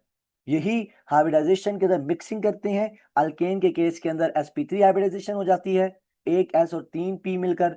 अल्कीन के अंदर एक s और 2 p मिलते हैं तो sp2 हो जाती है। और अल्काइन के अंदर एक s और एक p मिलकर sp हाइब्रिडाइजेशन बना लेते हैं। तो ये सारी कैटेगरी यहां पर मैंने आपको बता दी। नेक्स्ट क्वेश्चन को जरा देखो। नेक्स्ट क्वेश्चन में जो क्वेश्चन आपके सामने लिखा हुआ है, इस क्वेश्चन में आप लोग देखो जरा गौर से। मैंने क्वेश्चन आपको ये दिया है, in graphite the carbon atoms are arrange in which of the following structure. तो ग्रेफाइट के केस में आपको पता है ये जो कार्बन एटम्स होते हैं वो हमारे पास कौन सी शेप में होते हैं। शाबाश, जल्दी से आंसर बता दो ताकि मुझे पता चले ना आप लोगों को चीजें आ रही कि नहीं आ रही। फिर नहीं आ रही होंगी तो फिर मैं आप लोगों को उस चीज के हवाले से थोड़ा सा गाइड कर दूंगा। हरी आप। तो आई होप कि आप लोगों को ये चीज आ रही होगी समझ, क्योंकि बड़ा आसान सा क्वेश्चन है। देखो, एलिमिनेशन मेथड, अगर किसी को नहीं आ रहा एलिमिनेशन मेथड का इस्तेमाल करो। रोम्बिक तो नहीं हो सकती, ट्राइगोनल भी नहीं हो सकती। टेट्राहेड्रल आपको पता है किसके अंदर होती है, डायमंड के अंदर। टेट्रागोनल, टेट्रागोनल जो शेप होती है, स्ट्रक्चर होता है, वो आपका डायमंड के अंदर होता है। फिर एक ही ऑप्शन बचता है, that is your beta option. तो यहाँ पर बीटा ऑप्शन करेक्ट है। जो भी बीटा ऑप्शन कह रहे हैं वो बिल्कुल 100% करेक्ट है। ठीक है, तो याद रखें ग्रेफाइट जो एलोट्रॉपिक फॉर्म है कार्बन की, इसकी हेक्सागोनल जो है वो स्ट्रक्चर प्रेजेंट होता है। अब क्योंकि यहां पर थोड़ा सा ग्रेफाइट आया है और एलोट्रॉपिक फॉर्म की बात आई, तो थोड़ा सा मैं इसको एक्सप्लेन करूंगा ताकि ये चीजें आपको रिकॉल हो जाएं। आप लोग जानते हो कार्बन के 3 एलोट्रॉपिक फॉर्म्स होते हैं, कौन कौन से, ग्रेफाइट, डायमंड एंड बक्कीबाल। उनमें से दो को हम यहां पर डिटेल में डिस्कस करेंगे। एक है आपका डायमंड और दूसरा है आपका ग्रेफाइट। अब सबसे पहले देखो, डायमंड की बात करें, डायमंड के स्ट्रक्चर की बात करें, तो याद रखें डायमंड को हम हार्डेस्ट एलोट्रॉप ऑफ कार्बन कहते हैं। ये हार्डेस्ट नॉन सब्सटेंस में से है। ठीक है, और इसमें आप लोग देखते हो covalent network of carbon atoms आपको दिखाई देती है। नेटवर्क की फॉर्म के अंदर कार्बन एटम्स क्या होते हैं, आपस में अटैच्ड होते हैं। इसके मुकाबले में अगर हम ग्रेफाइट की बात करें तो ये सॉफ्ट होता है। जैसे आपकी पेंसिल का सिक्का है ना, कच्ची पेंसिल का, लेड पेंसिल का, वो जो आगे आपको उसकी निप नजर आती है, दैट इज ग्रेफाइट। तो ये सॉफ्ट एलोट्रॉपिक फॉर्म होती है और ये 3 लेयर स्ट्रक्चर के अंदर प्रेजेंट होता है। लेयर्ड स्ट्रक्चर इसका प्रेजेंट होता है। फिर हाइब्रिडाइजेशन की बात करते हैं, दैट इज वेरी इंपॉर्टेंट, ये एमसीक्यूज पूछा जाता है। डायमंड के अंदर याद रखें कार्बन की हाइब्रिडाइजेशन sp3 होती है, तभी इसकी जो ज्योमेट्री है, जो स्ट्रक्चर है, वो क्या होता है, टेट्रागोनल होता है। ठीक है, कौन सा स्ट्रक्चर होता है, टेट्रागोनल होता है, या टेट्राहेड्रल भी बोलते हैं। और टेट्रागोनल या टेट्राहेड्रल होने की वजह से आप देखते हो इसकी जो कोऑर्डिनेशन नंबर होता है इसके अंदर, डायमंड के अंदर, यानी एक कार्बन कितने आगे फर्दर बॉन्ड बनाता है, तो इसका कोऑर्डिनेशन नंबर 4 होता है। इसी के मुकाबले में अगर हम ग्रेफाइट की बात करें तो इसकी हाइब्रिडाइजेशन sp2 होती है। ठीक है, और इसके स्ट्रक्चर की बात करें तो ये हेक्सागोनल रिंग फॉर्म के स्ट्रक्चर्स के अंदर प्रेजेंट होता है। अभी बनाकर भी बता दूंगा तो आपको क्लियर हो जाएगी। फिर मेल्टिंग पॉइंट पॉइंट्स की बात करें तो मेल्टिंग पॉइंट आपका डायमंड का ज्यादा होता है, हाई होता है। जबकि अगर हम ग्रेफाइट की बात करें, इसका मेल्टिंग बॉइलिंग पॉइंट क्या होता है, लो होता है, क्योंकि ये सॉफ्टवेयर इन नेचर होता है, लेयर्ड स्ट्रक्चर के अंदर होता है, तो इसका मेल्टिंग पॉइंट क्या होता है, लो होता है। अगर हम डायमंड की बात करें तो डायमंड के बारे में आप लोग ध्यान में रखें, 3500 से टेम्परेचर आप अबव लेकर जाते हैं तो ये डायमंड क्या होता है, सब्लिमाइज होता है। सब्लिमाइज से हमारा डायरेक्टली कार्बन से गैस फॉर्म के अंदर जाता है। और अगर हम बात करें ग्रेफाइट की, तो ग्रेफाइट में जो कोऑर्डिनेशन नंबर होता है वो डायमंड के मुकाबले में क्या होता है, कम होता है। डायमंड में एक कार्बन फर्दर 4 कार्बन से मिला होता है, जबकि इसमें जो नंबर ऑफ कार्बन होते हैं वो लेस देन 4 होता है। ठीक है, अब दोनों का जरा स्ट्रक्चर बनाते हैं, फिर इस बात को खत्म करते हैं। ये कार्बन एक है, ये फर्दर आगे आप लोग देखोगे 4 कार्बन से जुड़ा होगा। ये आगे भले फिर फर्दर आगे कार्बन से जुड़े होंगे। तो इस तरह से ये नेटवर्क फॉर्म के अंदर आपको स्ट्रक्चर दिखाई देता है, and this is the tetragonal structure. और ये किसके अंदर होता है? डायमंड के अंदर होता है। लेकिन इसी के मुकाबले में हम ग्रेफाइट की बात करें तो ग्रेफाइट में इस तरह से हेक्सागोनल रिंग्स होते हैं, ये जो मैं आपके सामने बना रहा हूं। और ये इस तरह से लेयर्स की फॉर्म के अंदर होते हैं। जैसे आपने हनी कॉम देखा होगा ना, जो शहद की मक्खियों का जो होता है, तो उसका वो जो घर होता है उनका, वो भी इस तरह से लेयर्ड फॉर्म के अंदर होता है। इस तरह से हेक्सागोनल रिंग्स होते हैं, ठीक है, इस तरह से। और ये आपस में क्या होते हैं? इस तरह से कनेक्टेड होते हैं। और आप लोग ये भी ध्यान में रखें कि जो डायमंड है आपके पास, ये नॉन कंडक्टर होता है, ये इलेक्ट्रिसिटी को कंडक्ट नहीं करता। जबकि ग्रेफाइट के बारे में ध्यान में रखें, ग्रेफाइट ऐसा वाइड नॉन मेटल है जिसमें कार्बन मौजूद है, लेकिन ये good conductor of heat and electricity होता है। और याद रखें, ये डायमंड जो है, सॉरी, ये जो ग्रेफाइट है, ये भी parallel to the plane of hexagon क्या करता है? सिर्फ इलेक्ट्रिसिटी को कंडक्ट करता है, पैरेलल टू दी प्लेन। तो लेयर्स के पैरेलल जो है ये अपनी इलेक्ट्रिसिटी शो करता है, इसके अलावा परपेंडिकुलरली ये इलेक्ट्रिसिटी को शो नहीं करता, या इन दी लेयर्स ये इलेक्ट्रिसिटी को कंडक्ट नहीं करवाता। यही वजह है कि हम ग्रेफाइट की इस प्रॉपर्टी को ये कहते हैं कि ये हमारे पास कौन सी प्रॉपर्टी होती है? एन आइसोट्रोपिक प्रॉपर्टी होती है। डायरेक्शन चेंज होने से ये प्रॉपर्टी चेंज हो रही है, ऐसी प्रॉपर्टीज को हम एन आइसोट्रोपिक कहते हैं। खैर, ये सारी बातें आपको मैंने यहां पर डिस्कस करवा दी हैं। क्लियर? नेक्स्ट क्वेश्चन के ऊपर आते हैं, 8वें क्वेश्चन के ऊपर। मैं आप लोगों के साथ साथ क्वेश्चंस भी ले लेता हूं, आप लोग क्या कह रहे हैं, ताकि लाइव क्लास का फायदा तो हो। सर बकीबाल से क्वेश्चन आते हैं, बकीबाल से ऐसे क्वेश्चन नहीं आते, लेकिन ये बात ध्यान में रखें, बकीबाल भी एलोट्रॉपिक फॉर्म है किसकी? आपकी ये कार्बन की। जरा उसके हवाले से मैं बता देता हूं। देखो, ये एलोट्रॉपिक फॉर्म से मुराद के जरा ये भी समझ लो। एलोट्रॉपिक फॉर्म बोलते हैं atoms of same element having different structure या हैविंग डिफरेंट फिजिकल फॉर्म, उसको हम बोलते हैं एलोट्रॉपिक फॉर्म। जैसे देखो, आप सबके जो घर हैं वो सेम मटेरियल से मिलकर बने हैं, उनकी कंपोजिशन सेम है, वो सेम एटम के एलिमेंट्स हैं, सेम एलिमेंट के एटम्स हैं, लेकिन हर किसी की शेप क्या है? अपनी अपनी है। इसी तरह से एक एलिमेंट है, उसके एटम सेम है, लेकिन अरेंजमेंट डिफरेंट होने की वजह से आपको डिफरेंट फॉर्म्स मिल रही हैं। जैसे डायमंड, ग्रेफाइट, बकीबाल, तीनों में कार्बन ही सिर्फ प्रेजेंट होता है, लेकिन अरेंजमेंट डिफरेंट होने की वजह से आपको 3 डिफरेंट फॉर्म्स दिखाई देती हैं। थोड़ा सा बकीबाल के हवाले से भी बात कर लेते हैं। बकीबाल जो है ये भी आपका क्या है? एलोट्रॉपिक फॉर्म है, और ये वो एलोट्रॉपिक फॉर्म है जो रिसेंटली जो है वो डिस्कवर हुई है। आ, आप लोग बुक्स के अंदर देखो, ये 1970s के अंदर या 1980s के अंदर जो है ये डिस्कवर हुई है।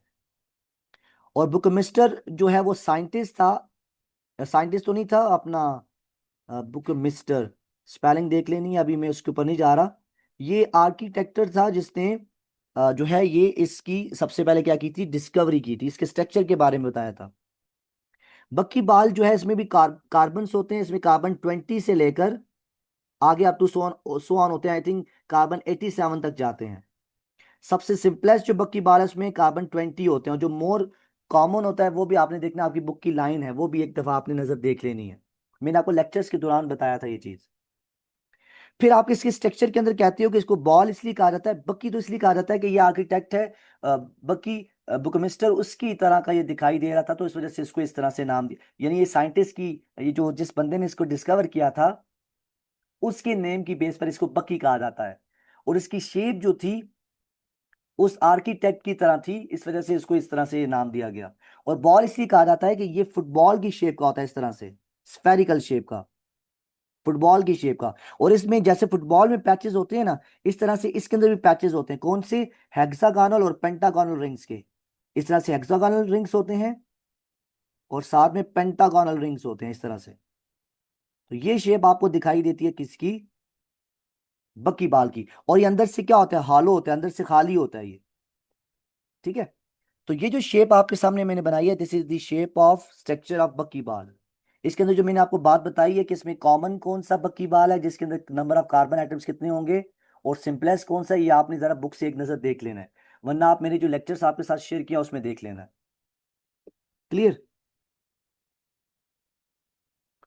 अच्छा, अब देख लेते हैं कॉमन C60। हारून ने क्लियर कर दिया है, ये अपने पास नोट डाउन कर लें, ठीक है जी। ये ओरिजिनल डायमंड की बात हो रही है हमजा। इसकी हाइब्रिडाइजेशन के हवाले से कुछ भी नहीं लिखा बुक्स के अंदर, इसकी हाइब्रिडाइजेशन के हवाले से हम ऐसा सच कोई बात नहीं करते। फिर भी मैं देख लेता हूं, अगर हाइब्रिडाइजेशन मुझे मिल जाती है इसकी तो मैं आपके साथ शेयर कर देता हूं, ठीक है। तो यहां तक अगर कोई क्वेश्चन हो तो आप लोग पूछ लें, फिर नेक्स्ट क्वेश्चन के ऊपर जाते हैं। ये जो आपके बकी बाल है इसके हवाले से मैंने चेक किया है, इसकी जो हाइब्रिडाइजेशन है वो sp2 लिखी हुई है, ठीक है। और ये उसकी है जिसमें कार्बन कितने होते हैं, 60 होते हैं। इसकी हाइब्रिडाइजेशन sp2 है। तो ये चीज भी अपने पास बेशक नोट डाउन कर लें। खैर, हम अब अपने क्वेश्चन की तरफ जाते हैं।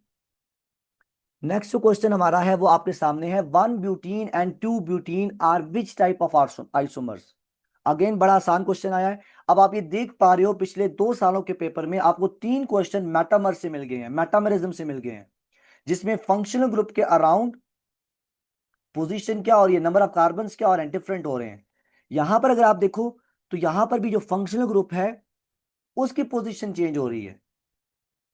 तो ये फंक्शनल ग्रुप, ये सॉरी पोजिशनल आइसोमेरिज्म भी हो सकता है और आपका मेटामेरिज्म भी हो सकता है। लेकिन मैंने आपको ये बात सिखाई है इससे पहले कि पोजिशनल आइसोमेरिज्म की जो पीरियोडिटी लिस्ट के अंदर पोजीशन है वो सबसे आखिर में है, जबकि मेटामेरिज्म आपका पहले पाया जाता है। तो यहां पर भी आप मेटामेरिज्म वाले क्वेश्चन को क्या करोगे, सिलेक्ट करोगे। तो यहां पर आपका चार्ली ऑप्शन करेक्ट होगा। 1 ब्यूटीन के 4 कार्बन है और फर्स्ट पोजीशन पर डबल बॉन्ड है। 2 ब्यूटीन में क्या है, 4 कार्बन है और सेकंड पोजीशन पर क्या है, डबल बॉन्ड है। ठीक है, तो ये चीज आपने समझनी है।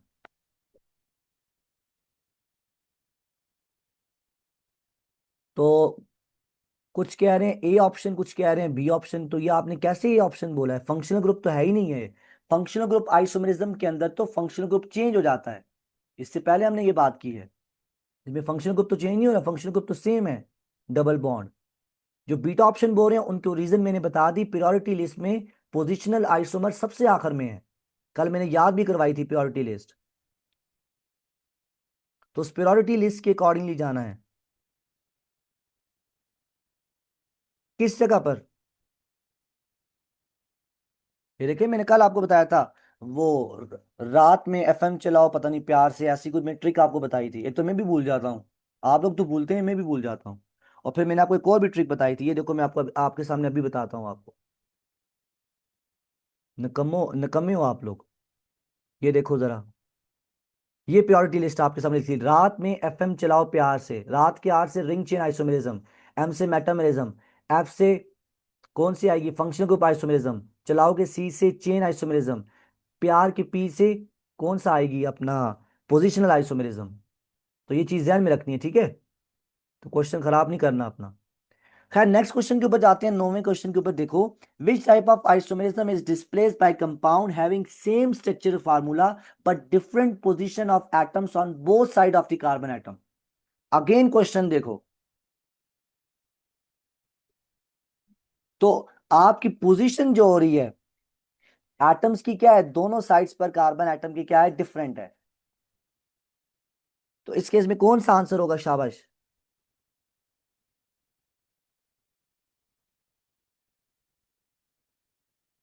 नहीं, मैंने आपको प्रायोरिटी लिस्ट बताई है ना, आप उसके अकॉर्डिंगली चलें। चले, मैं इसको दोबारा से फिर भी देख लूंगा, लेकिन प्रायोरिटी लिस्ट मैं जब भी करता हूं तो प्रायोरिटी लिस्ट के अकॉर्डिंगली बच्चों को बताता हूं। प्रायोरिटी लिस्ट इसी वजह से बताई गई है क्योंकि मेटामेरिज्म और पोजिशनल आइसोमेरिज्म दोनों सेम चीजें हैं।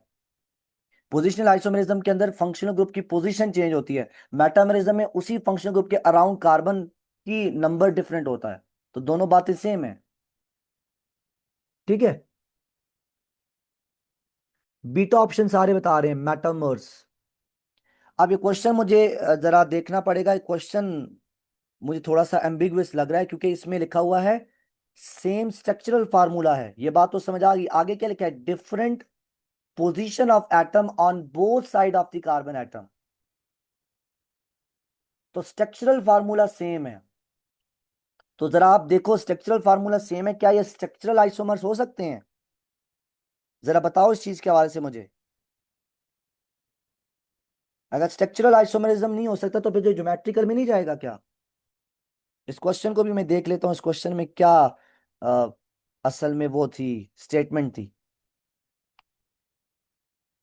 ताकि ये फिर गलत ना हो हमारा। Which type of isomerism is displayed by compounds having the same structural formula but different position of atoms on both side of the carbon bond? Carbon bond की बोथ साइड पर पोजीशन ऑफ एटम्स को देखा जा रहा है। अब ये question थोड़ा सा मुझे एम्बिगुअस लग रहा है, क्योंकि इसमें क्लियर कट वर्डिंग नहीं है जिससे हम डिसाइड कर पाए आया चेन आइसोमेरिज्म है, ज्योमेट्रिकल है, या मेटामेरिज्म है। मेटामेरिज्म के लिए फंक्शनल ग्रुप होना जरूरी है। कार्बन बॉन्ड, कार्बन तो कार्बन सिंगल भी तो हो सकता है। अगर सिंगल बॉन्ड आएगा तो फिर तो वो चेन आइसोमेरिज्म में चला जाएगा, क्योंकि चेन आइसोमेरिज्म में भी क्या होता है, जो नंबर ऑफ कार्बन एटम्स है मेन चेन के अंदर डिफरेंट हो जाते हैं। यहां पर on both side of functional group होता तो फिर हम मेटामेरिज्म की तरफ चले जाते। और अगर हम ज्योमेट्रिकल आइसोमेरिज्म को कंसीडर करें तो आई थिंक वो चीज ज्यादा करेक्ट यहां पर हो सकती है, क्योंकि यहां पर सेम स्ट्रक्चरल फार्मूला बोला है। और स्टीरियो आइसोमेरिज्म के अंदर यही होता है, मॉलिक्यूलर फार्मूला के साथ साथ स्ट्रक्चरल फार्मूला भी सेम होता है, just arrangement of atoms into the space क्या होती है, डिफरेंट होती है। और यहां पर आई थिंक जो की लाइन है, जो की पॉइंट है, वो आपका सेम स्ट्रक्चरल फार्मूला होना है। दैट्स वाई यहां पर जो तीन ऑप्शंस आपको स्ट्रक्चरल आइसोमेरिज्म की टाइप्स में दे दी हुई हैं उनको आप निगलेक्ट करो, और यहां पर ऑप्शन ज्योमेट्रिकल आइसोमेरिज्म पर टिक करो। बात समझ आ रही है? तो चीजों को समझना है।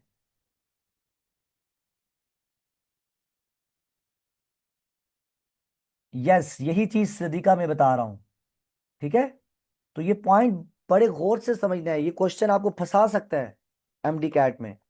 तो आपने की वर्ड देखना है, that is same structural formula. और same structural formula stereo isomers के अंदर होता है, जिसके अंदर हमने कहा कनेक्टिविटी भी सेम है एटम्स की।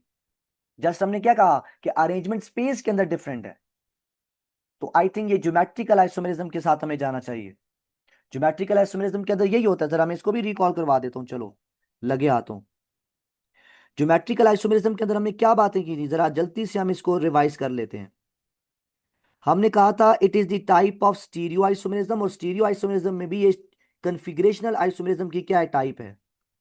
ये ऐसी आइसोमेरिज्म की टाइप है जिसको हम सिस ट्रांस आइसोमर भी कहते हैं, सिस ट्रांस आइसोमर। फिर मैंने आपको बताया था ये उन कंपाउंड्स में पाई जाती है जिसमें क्या होती है, रिस्ट्रिक्टेड रोटेशन ऑफ बॉन्ड्स पाई जाती है, रिस्ट्रिक्टेड रोटेशन ऑफ बॉन्ड्स। और ये रिस्ट्रिक्टेड रोटेशन ऑफ बॉन्ड्स किन मॉलिक्यूल्स के अंदर मोस्टली आपको दिखाई देती है, जैसे carbon to carbon double bond में, अल्कीन में, जैसे आपको साइक्लो अल्केन में। ये ऐसे कंपाउंड्स हैं जिनमें रिस्ट्रिक्टेड रोटेशन होती है, बॉन्ड रोटेट नहीं कर पाता। वहां पर आप पोजीशन ऑफ ग्रुप्स या पोजीशन ऑफ एटम्स देखते हुए डिसाइड करते हो कि आया ये सिस आइसोमर है कि ट्रांस आइसोमर है। नेक्स्ट चीज ये है कि इस ज्योमेट्रिकल आइसोमरिज्म के अंदर हम कंसेक्यूटिव कार्बन्स को देख रहे होते हैं। कंसेक्यूटिव से मुराद एडजेसेंट कार्बन्स पर पोजीशन देख रहे होते हैं। जैसे मैं आपके सामने लिखता हूं सिस आइसोमर, ये देखो carbon to carbon double bond है, ये रिस्ट्रिक्टेड कार्बन है, इसमें रोटेशन पॉसिबल नहीं है। अब इसके अगर ऊपर में CH3 ग्रुप लिखता हूं, यहां पर भी CH3 ग्रुप लिखता हूं, और यहां पर H लिखता हूं, यहां पर भी H लिखता हूं। अब अगर आप लोग देखो तो इस रिस्ट्रिक्टेड कार्बन की एक सेम साइड पर आपको क्या दिखाई दे रहे हैं, सेम ग्रुप, आइडेंटिकल ग्रुप्स दिखाई दे रहे हैं। लिहाजा ये आपका क्या हो जाएगा, सिस आइसोमर हो जाएगा। और सिमिलरली अगर आपके पास ऐसा कंपाउंड है जिसमें रिस्ट्रिक्टेड रोटेशन भी पाई जा रही है, और उस रिस्ट्रिक्टेड कार्बन की अपोजिट साइड्स पर आपको आइडेंटिकल ग्रुप्स दिखाई दे रहे हैं, जैसे मैं आपके सामने ये बना रहा हूं, तो देन इसको हम क्या बोलेंगे, ट्रांस बोलेंगे। Now this one will be called as trans. और इससे हवाले से बड़ा इंपॉर्टेंट क्वेश्चन यहां पर बताने लगा हूं जिसमें अक्सर स्टूडेंट फंस जाते हैं। जरा आप लोग मुझे बताओ ये क्या होगा, सिस होगा ट्रांस होगा? ये देखो,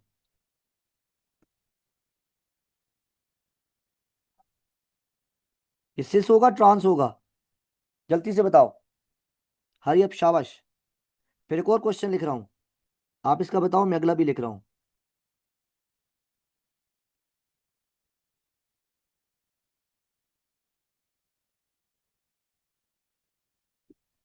इसका भी बताओ। Hurry up, hurry up. Time निश्ते।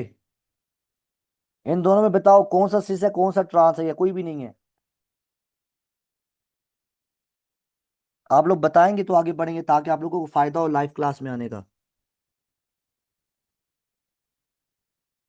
तो इससे मुझे पता चलेगा आपको सिस ट्रांस आइसोमर आया कि नहीं आया। तो ऑप्शंस देखते हैं आप लोगों के। फाइजा कह रही है दूसरा तो नहीं है, अल्फा ट्रांस है और बीटा ना सिस है ना ट्रांस है। हारून कह रहे हैं ए ट्रांस है। मुस्कान ई कह रही है क्या है पता नहीं। देखो, नकम्मे और नकम्मियों, देखो मैंने यहां पर देखो क्या लिखा। मैंने ड्यूरिंग लेक्चर भी बड़ा जोर दिया था इस बात पर, और अभी रिवीजन के वक्त भी इस चीज पर जोर दिया कि जब भी आप ज्योमेट्रिकल आइसोमेरिज्म की बात करते हो तो रिस्ट्रिक्टेड कार्बन क्या किसकी बात करते हैं, किसके ऊपर पोजीशन देखते हैं? कंसेक्यूटिव कार्बन के ऊपर, जिनको हम एडजेसेंट कार्बन्स कहते हैं। अगर एडजेसेंट कार्बन नहीं है तो ज्योमेट्रिकल आइसोमेरिज्म एग्जिस्ट नहीं करती। तो जरा यहां पर देखो, ये कार्बन है और ये कार्बन है, क्या ये एडजेसेंट कार्बन है? ये फर्स्ट कार्बन है अगर, तो ये दूसरा है, और ये तीसरा है, तो ये दूर है एक दूसरे से। इस वन का एडजेसेंट कार्बन ये टू वाला हो सकता है, या इधर वाला कार्बन हो सकता है। जबकि आपने क्या किया है, इसको ट्रांस बोला है। This is not a cis, not a trans isomer. दूसरे में देखो, दूसरे में अब ये रिस्ट्रिक्टेड रोटेशन वाले कार्बन हैं। अब ये है तो एडजेसेंट है, लेकिन देखो ये बात भी ड्यूरिंग लेक्चर बड़े जोर से मैंने बताई थी कि जब भी एक रिस्ट्रिक्टेड कार्बन के ऊपर सेम ग्रुप्स आ जाएंगे तो वो कभी भी ज्योमेट्रिकल आइसोमेरिज्म नहीं होंगे।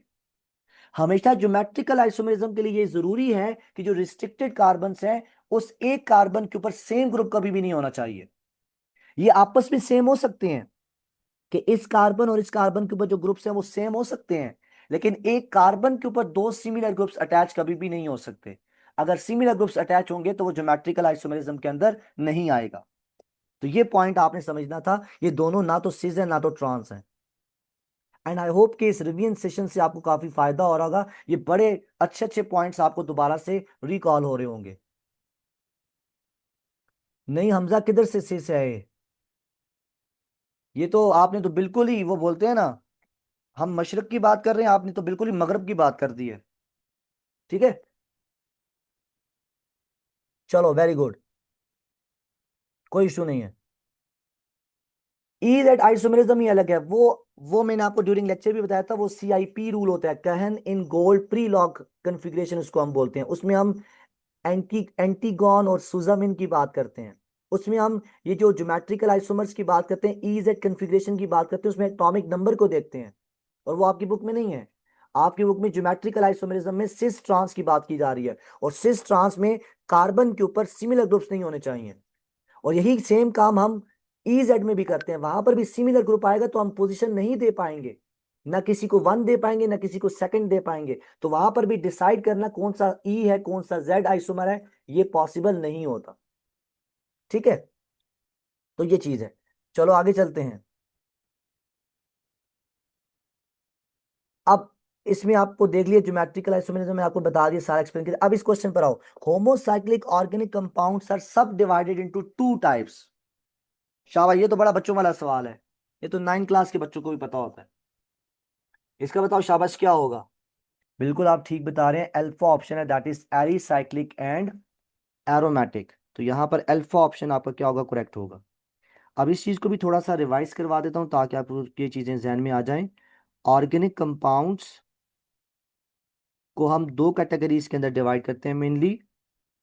जो पहली कैटेगरी आपके पास आती है उसको हम बोलते हैं ओपन चेन हाइड्रोकार्बन्स या ऑर्गेनिक कंपाउंड्स, या फिर उनको हम ए साइक्लिक हाइड्रोकार्बन्स बोलते हैं।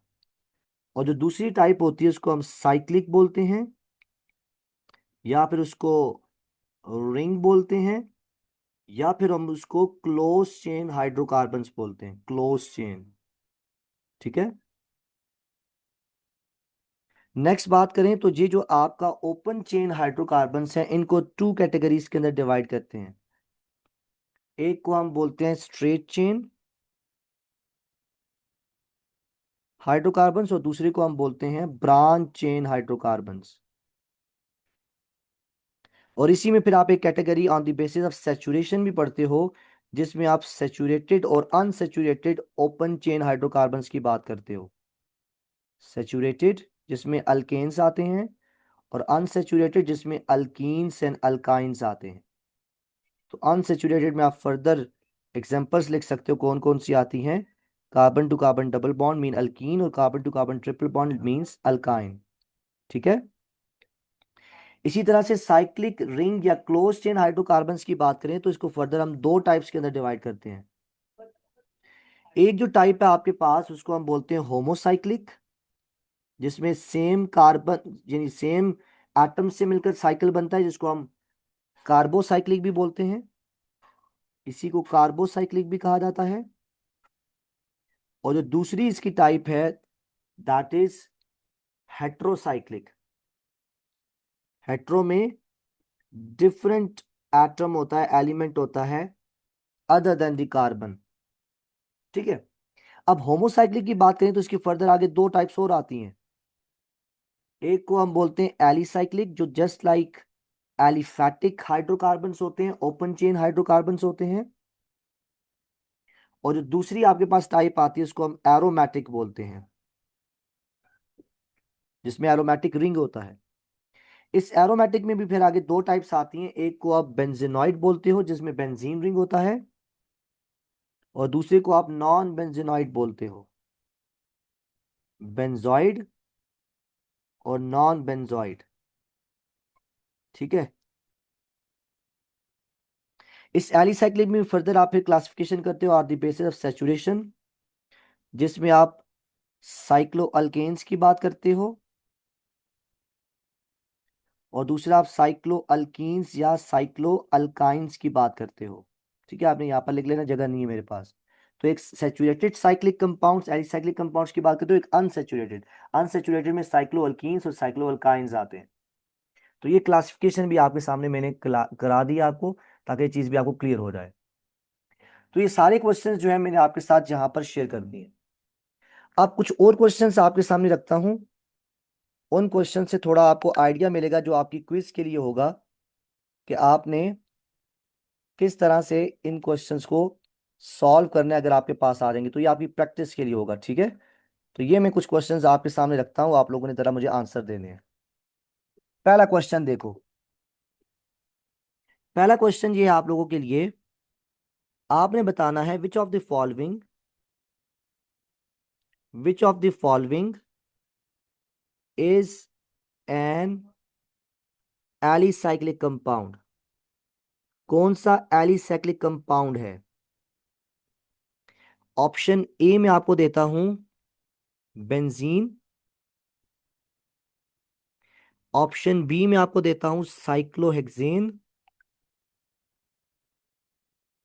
ऑप्शन सी में आपको देता हूं टॉल्वीन या टोलीन, और ऑप्शन डी देता हूं पायराइडीन। तो जल्दी से बता दो कौन सा आंसर करेक्ट होगा। ये आपका टेस्ट है, तो आप लोग बोल रहे थे ना टेस्ट सर आप लेंगे कि नहीं लेंगे, ये आपका टेस्ट के लिए क्वेश्चन है। तो देख लेते हैं कौन सा ऑप्शन है। Very good, excellent. तो सारों ने बिल्कुल ठीक बताया, यहाँ पर बीटा ऑप्शन करेक्ट है, दैट इज साइक्लोहेक्सेन।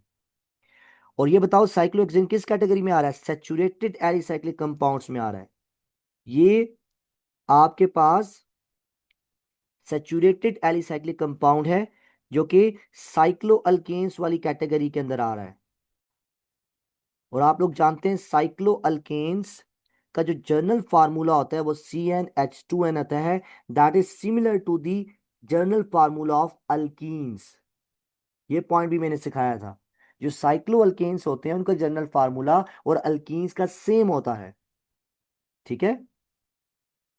और इसी वजह से देखते हो आप लोग कि जो साइक्लो अल्केन्स और अल्कीन्स हैं, ये आपके पास रिंग चेन आइसोमेरिज्म शो करते हैं। ये भी आपको पढ़ा चुका हूं। दे show ring chain isomerism because of this. इनका मॉलिक्यूलर फार्मूला सेम होता है। बेंजीन की बात करें तो ये आपका होमोसाइक्लिक ही है, लेकिन एरोमेटिक में आता है। होमोसाइक्लिक एरोमेटिक कंपाउंड्स के अंदर आता है। और एरोमेटिक में भी किस में आता है? बेंजाइड कंपाउंड्स के अंदर आता है। टॉलिन जो है आपके पास, ये भी होमोसाइक्लिक में आता है, और ये भी होमोसाइक्लिक होमोसाइक्लिक एरोमेटिक कंपाउंड्स के अंदर आता है। जबकि पायराइडीन जो है ये आपके पास हेट्रोसाइक्लिक एरोमेटिक कंपाउंड्स के अंदर आता है। ठीक है, तो ये डिफरेंस ध्यान में रखना है। नेक्स्ट क्वेश्चन आपके सामने जरा रखता हूं। ये क्वेश्चन का जरा आपने मुझे आंसर देना है। Which of the following is formyl. ये फंक्शनल ग्रुप से क्वेश्चन मैंने जानबूझ के उठाया आपके लिए, ताकि आप लोग मुझे आंसर कर पाओ, थोड़ा फंक्शनल ग्रुप भी आपको जहन के अंदर रिकॉल हो जाए। वो तो बड़े आसान आसान है, जरा फॉर्माइल थोड़ा डिफरेंट नेम है तो ये इसलिए लिख रहा हूं।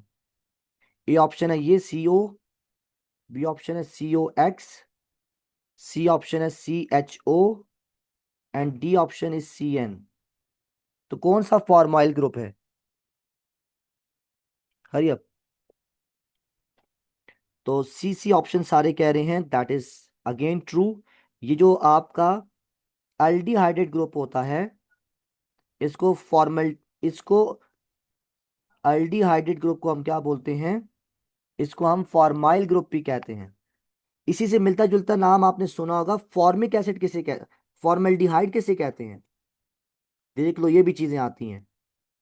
फॉर्मल्डिहाइड का फार्मूला होता है HCHO। इसी को ओपन करके लिखो तो इस तरह से H होगा, C डबल बॉन्ड O होगा, और फिर H होगा। दोनों साइड पर अगर कार्बोनाइल कार्बन के H होगा तो इसको फॉर्मल्डिहाइड बोलते हैं। और इसी का अगर हम आयुपिक नेम की बात करें तो इसको मिथानल बोलते हैं। This is called as methanal. Methanal एक कार्बन वाला। जब भी Al लिखते हैं इट मीन्स ये क्या है? अल्डिहाइड है। सिमिलरली आप लोग एक और चीज देखते हो इसी से मिलती जुलती, formic acid. Formic acid formic acid क्या होता है? एक कार्बन वाला एसिड होता है, कार्बोक्सिलिक एसिड, जिसको मिथानोइक एसिड बोलते हैं। मिथानोइक एसिड। जरा आपके पास स्ट्रक्चर बना देता हूं। CH3, sorry HC double bond OH। अभी जो COOH आपको नजर आ रहा है, this is the carboxylic group, और एक साइड पर H हो तो इसको आप क्या बोलते हो? फॉर्मिक एसिड बोलते हो। और आप लोग ये भी जानते हो, ये भी पढ़ा चुका हूं, ये ग्रीक या लैटिन लैंग्वेज के अंदर वर्ड है फॉर्मिका, वहां से निकला है। और ये फॉर्मिका आपको ग्रीक या लैटिन लैंग्वेज के अंदर आंट को कहा जाता है। क्योंकि ये फॉर्मिक एसिड आंट की बॉडी के अंदर बनता है, इसलिए इसको फॉर्मिक एसिड कहा जाता है। वो एक कार्बन वाला एसिड होता है। और ये कौन सी आंट से बनता है? ये रेड आंट से बनता है। जो रेड कलर की आंट होती है वो ये चीज प्रोड्यूस करती है। तो ये क्वेश्चन भी आपके जहन में क्लियर हो गया होगा। नेक्स्ट क्वेश्चन का आंसर तो मुझे शाबाश। विच of the following contains methane. कौन सी चीज के अंदर मीथेन मौजूद है? ऑप्शन ए है नेचुरल गैस, शॉर्ट फॉर्म में लिख रहा हूं। ऑप्शन बी है मार्श गैस। ऑप्शन सी है town gas. And option D है बोथ ए एंड बी। तो कौन सा आंसर करेक्ट होगा? Hurry up. तो अगेन देखते हैं आप लोग क्या कह रहे हैं। यस, हारून ने बिल्कुल ठीक बताया। जो पीछे मैंने फॉर्मेल्डिहाइड बताया था, दैट वाज सिंपलेस्ट एल्डिहाइड, और formic acid simplest carboxylic acid होता है। सारे डेल्टा ऑप्शन बता रहे हैं जो ऑल आर करेक्ट। यहां पर डेल्टा ऑप्शन जो है वो करेक्ट है। क्यों? क्योंकि नेचुरल गैस जो है ये इसको सुई गैस बोलते हैं। पाकिस्तान में इसको सुई गैस इसलिए बोलते हैं, बलूचिस्तान के अंदर एक इलाका है सुई, वहां से यानी डिस्कवर हुई है। इसके अंदर आप लोग जानते हो, जो low boiling point low boiling point alkanes होते हैं, वो इसमें इसकी कंपोजिशन के अंदर इन्वॉल्व होते हैं। कौन कौन से हैं? मीथेन होती है इसमें, इथेन होता है इसमें, प्रोपेन होता है इसमें, और इसी तरह से ब्यूटेन कुछ अमाउंट के अंदर होता है इसके अंदर। और ये चारों के चारों आपको पता है क्या है, गैसेज हैं। ये मीथेन भी गैस है, इथेन भी गैस है, प्रोपेन भी, और आपके पास ब्यूटेन भी। कंपोजिशन में आप लोग याद रखो, ये जो मीथेन है आपके पास, ये 85 to 90% तक जो है वो प्रेजेंट होती है, मेजर प्रोपोर्शन इसकी होती है। इसी वजह से इस नेचुरल गैस को मार्श गैस इसलिए कहते हैं, बिकॉज ये मार्शी प्लेसेस पर पाई जाती है। मार्शी प्लेसेस बोलते हैं जहां पर मॉइस्चर हो, वाटर कंटेंट ज्यादा हो, वहां पर पाई जाती है। जबकि अगर हम टाउन गैस की बात करें, तो आप लोग जानते हो टाउन गैस किसको कहते हैं, CO, carbon monoxide plus hydrogen gas को कहते हैं। This is called as town gas. और ये आपको मिलती है by the fractional distillation of coal. जब आप डिस्ट्रक्टिव डिस्टिलेशन करते हैं किसकी, कोल की, ये भी आपके पॉइंट सारे रिकॉल हो रहे हैं। जब आप कोल की डिस्ट्रक्टिव डिस्टिलेशन करते हैं तो इस प्रोसेस को क्या बोलते हैं, कार्बोनाइजेशन भी बोला जाता है, कार्बोनाइजेशन ऑफ कोल। इसमें क्या होता है, टेम्परेचर आपको रिक्वायर्ड होता है 500 से 1000 डिग्री सेंटीग्रेड तक। और इसमें आप in the absence of air coal को हीट करते हो, और जैसे ही हीट करते हो तो कोल से आपको चार फ्रैक्शंस मिलती हैं, चार कंपोनेंट्स मिलते हैं। कौन कौन से, एक आपको एक आपको कोक मिलता है, एक आपको कोल तार मिलता है, एक आपको कोल गैस मिलती है, और आपके पास अमोनिकल लिकर मिलता है। थोड़ा थोड़ा सारों का बता देता हूं ताकि रिकॉल हो जाए। कोक तो आप लोग जानते हो, ठीक है। कोल तार की बड़ी इंपॉर्टेंट बात है, वो चलो लिख देता हूं कि ये हॉफमैन साइंटिस्ट था जिसने for the first time benzene को आइसोलेट किया था। और ये जो बेंजीन की आइसोलेशन की थी उसने, वो इस कोल तार से की थी। तो ये चीज मैंने आपको लेक्चर के दौरान बताया था, तो ये चीज ध्यान में रखो। जबकि बेंजीन को डिस्कवर किसने किया था, फेराडे ने किया था। कोल गैस की बात करें, इसको इसको टाउन गैस भी कहते हैं,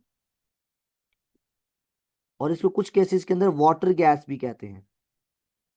इसके अंदर तीन गैसेस पाई जाती हैं, कौन कौन सी, कार्बन मोनोऑक्साइड, हाइड्रोजन, और साथ में इसमें मीथेन भी होती है। लेकिन मेजर प्रोपोर्शन इन दोनों का होता है, इसलिए हम इसको क्या बोलते हैं, carbon monoxide plus hydrogen gas का मिक्सचर। इसको कोल गैस बोलते हैं, टाउन गैस भी कहते हैं।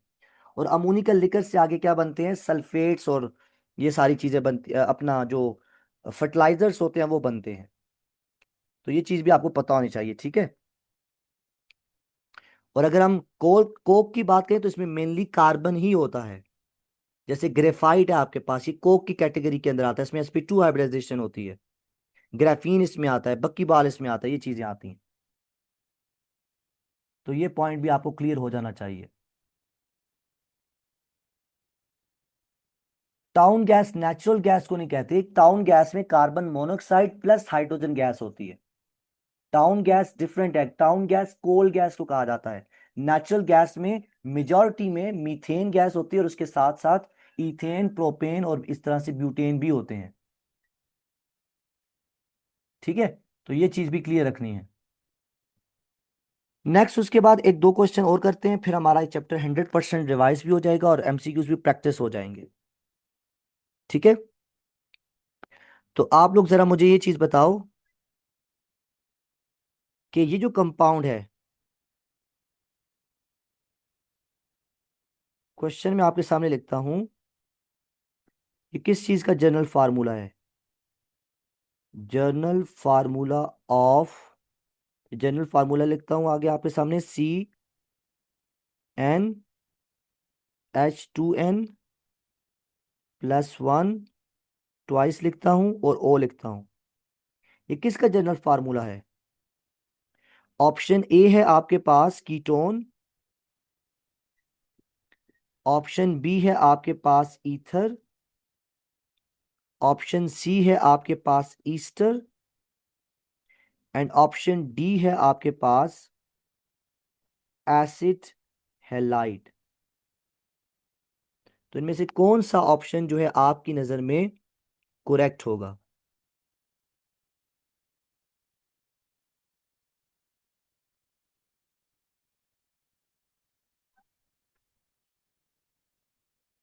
हरी अब शाबाश।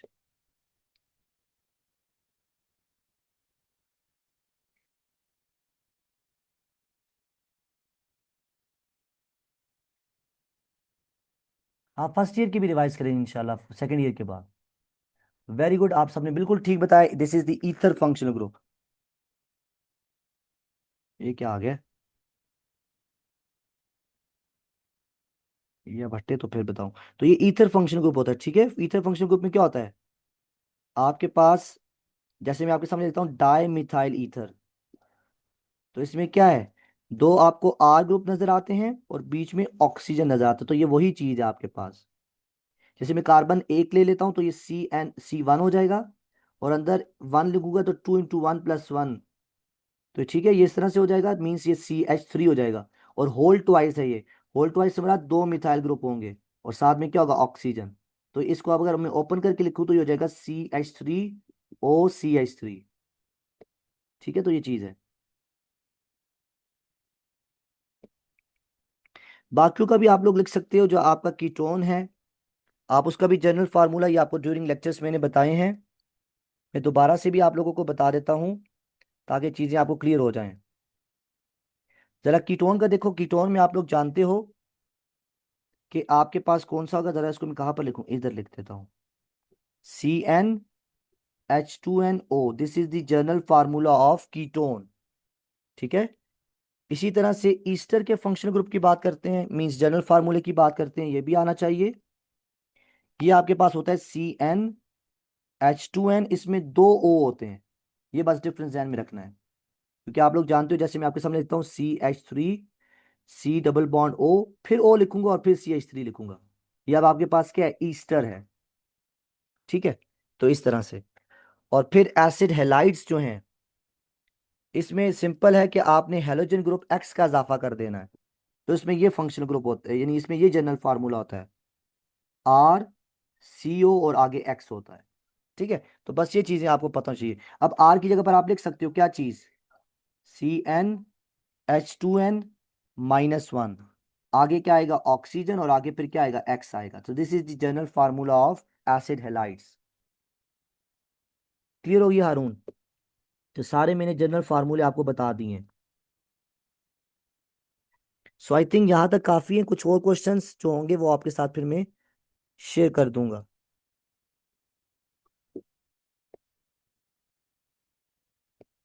एक क्वेश्चन चलो और कर दो, फिर इस क्लास को खत्म करते हैं। आपने बताना है which of the following is an organic compound. कौन सा ऑर्गेनिक कंपाउंड है? Option A calcium carbide, option B tetracarbonyl nitrate,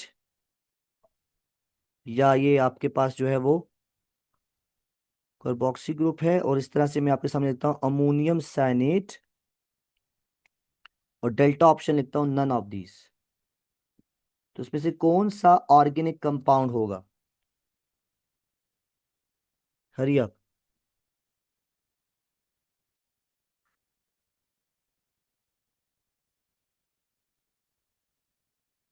कौन सा ऑर्गेनिक कंपाउंड होगा?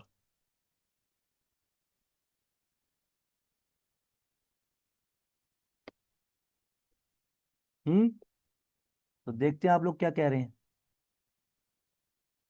सी, कोई बी कह रहा है, कोई डी कह रहा है। देखो, कार कार कैल्शियम कार्बाइड तो नहीं हो सकता। मैं आपको जरा इस चीज को समझाता हूँ। यहाँ पर हमने कुछ कंपाउंड्स की बात की थी, हमने कहा था कि ये वाले ऑर्गेनिक कंपाउंड नहीं होते, यानी ये वाले ऐसे कंपाउंड है जिनमें कार्बन तो होता है, लेकिन ये आपके ऑर्गेनिक कंपाउंड नहीं होते। जिसमें हमने ये बात की थी कि आपके जितने भी कार्बोनेट्स हैं, यहाँ पर मैं लिख देता हूँ, जितने भी कार्बोनेट्स हैं या बाइकार्बोनेट्स हैं, these are not organic in nature. फिर हमने ये बात की थी कि जितने भी कार्बाइड्स हैं, जैसे अभी कैल्शियम कार्बाइड की बात आई, ये भी आपका ऑर्गेनिक नहीं है। फिर जितने भी कंपाउंड्स में मेटल आ जाता है वो भी आपका ऑर्गेनिक नहीं है। फिर इसके अलावा हमने और कौन सी बात की थी? जैसे वाटर है, ये भी क्या है, इनऑर्गेनिक इन नेचर है। ठीक है। तो इस तरह से बहुत सारे हमने ऐसे कंपाउंड्स की बात की थी जो कि आपके पास ऑर्गेनिक इन नेचर नहीं होते, हालांकि उनके अंदर क्या होता है, कार्बन मौजूद होता है।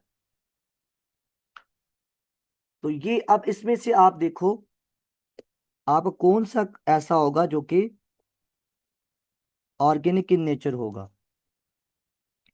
अमोनियम साइनेट को देखो, क्या साइनेट्स जो हैं वो आपके ऑर्गेनिक हो सकते हैं? हरी आप जल्दी से आंसर करो ताकि फिर हम इस लेक्चर को यहीं पर क्लोज करें।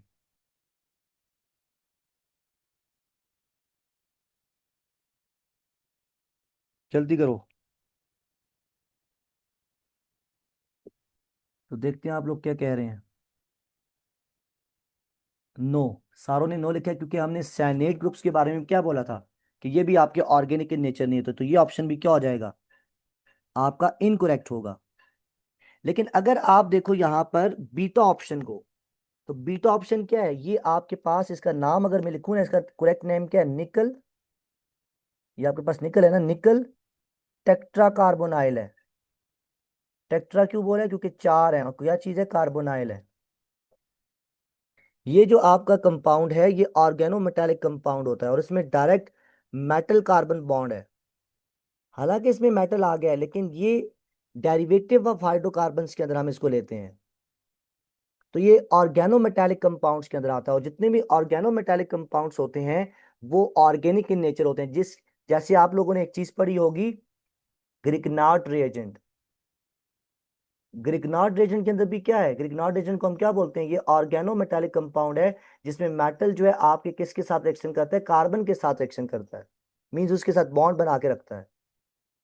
तो ये निकल टेट्रा कार्बोनाइल यहाँ पर ऑर्गेनोमेटालिक कंपाउंड होने की वजह से इसको हम ऑर्गेनिक कंसिडर कर रहे हैं, जबकि और जो है ये आपके पास इनऑर्गेनिक है।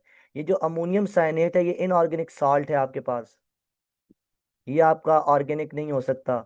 सिमिलरली जो कैल्शियम कार्बाइड है ये भी आपके पास क्या है, इनऑर्गेनिक इन नेचर, तो यहाँ पर बीटा ऑप्शन करेक्ट होगा। सो इसी के साथ हम आज के इस लेक्चर को क्लियर करते हैं।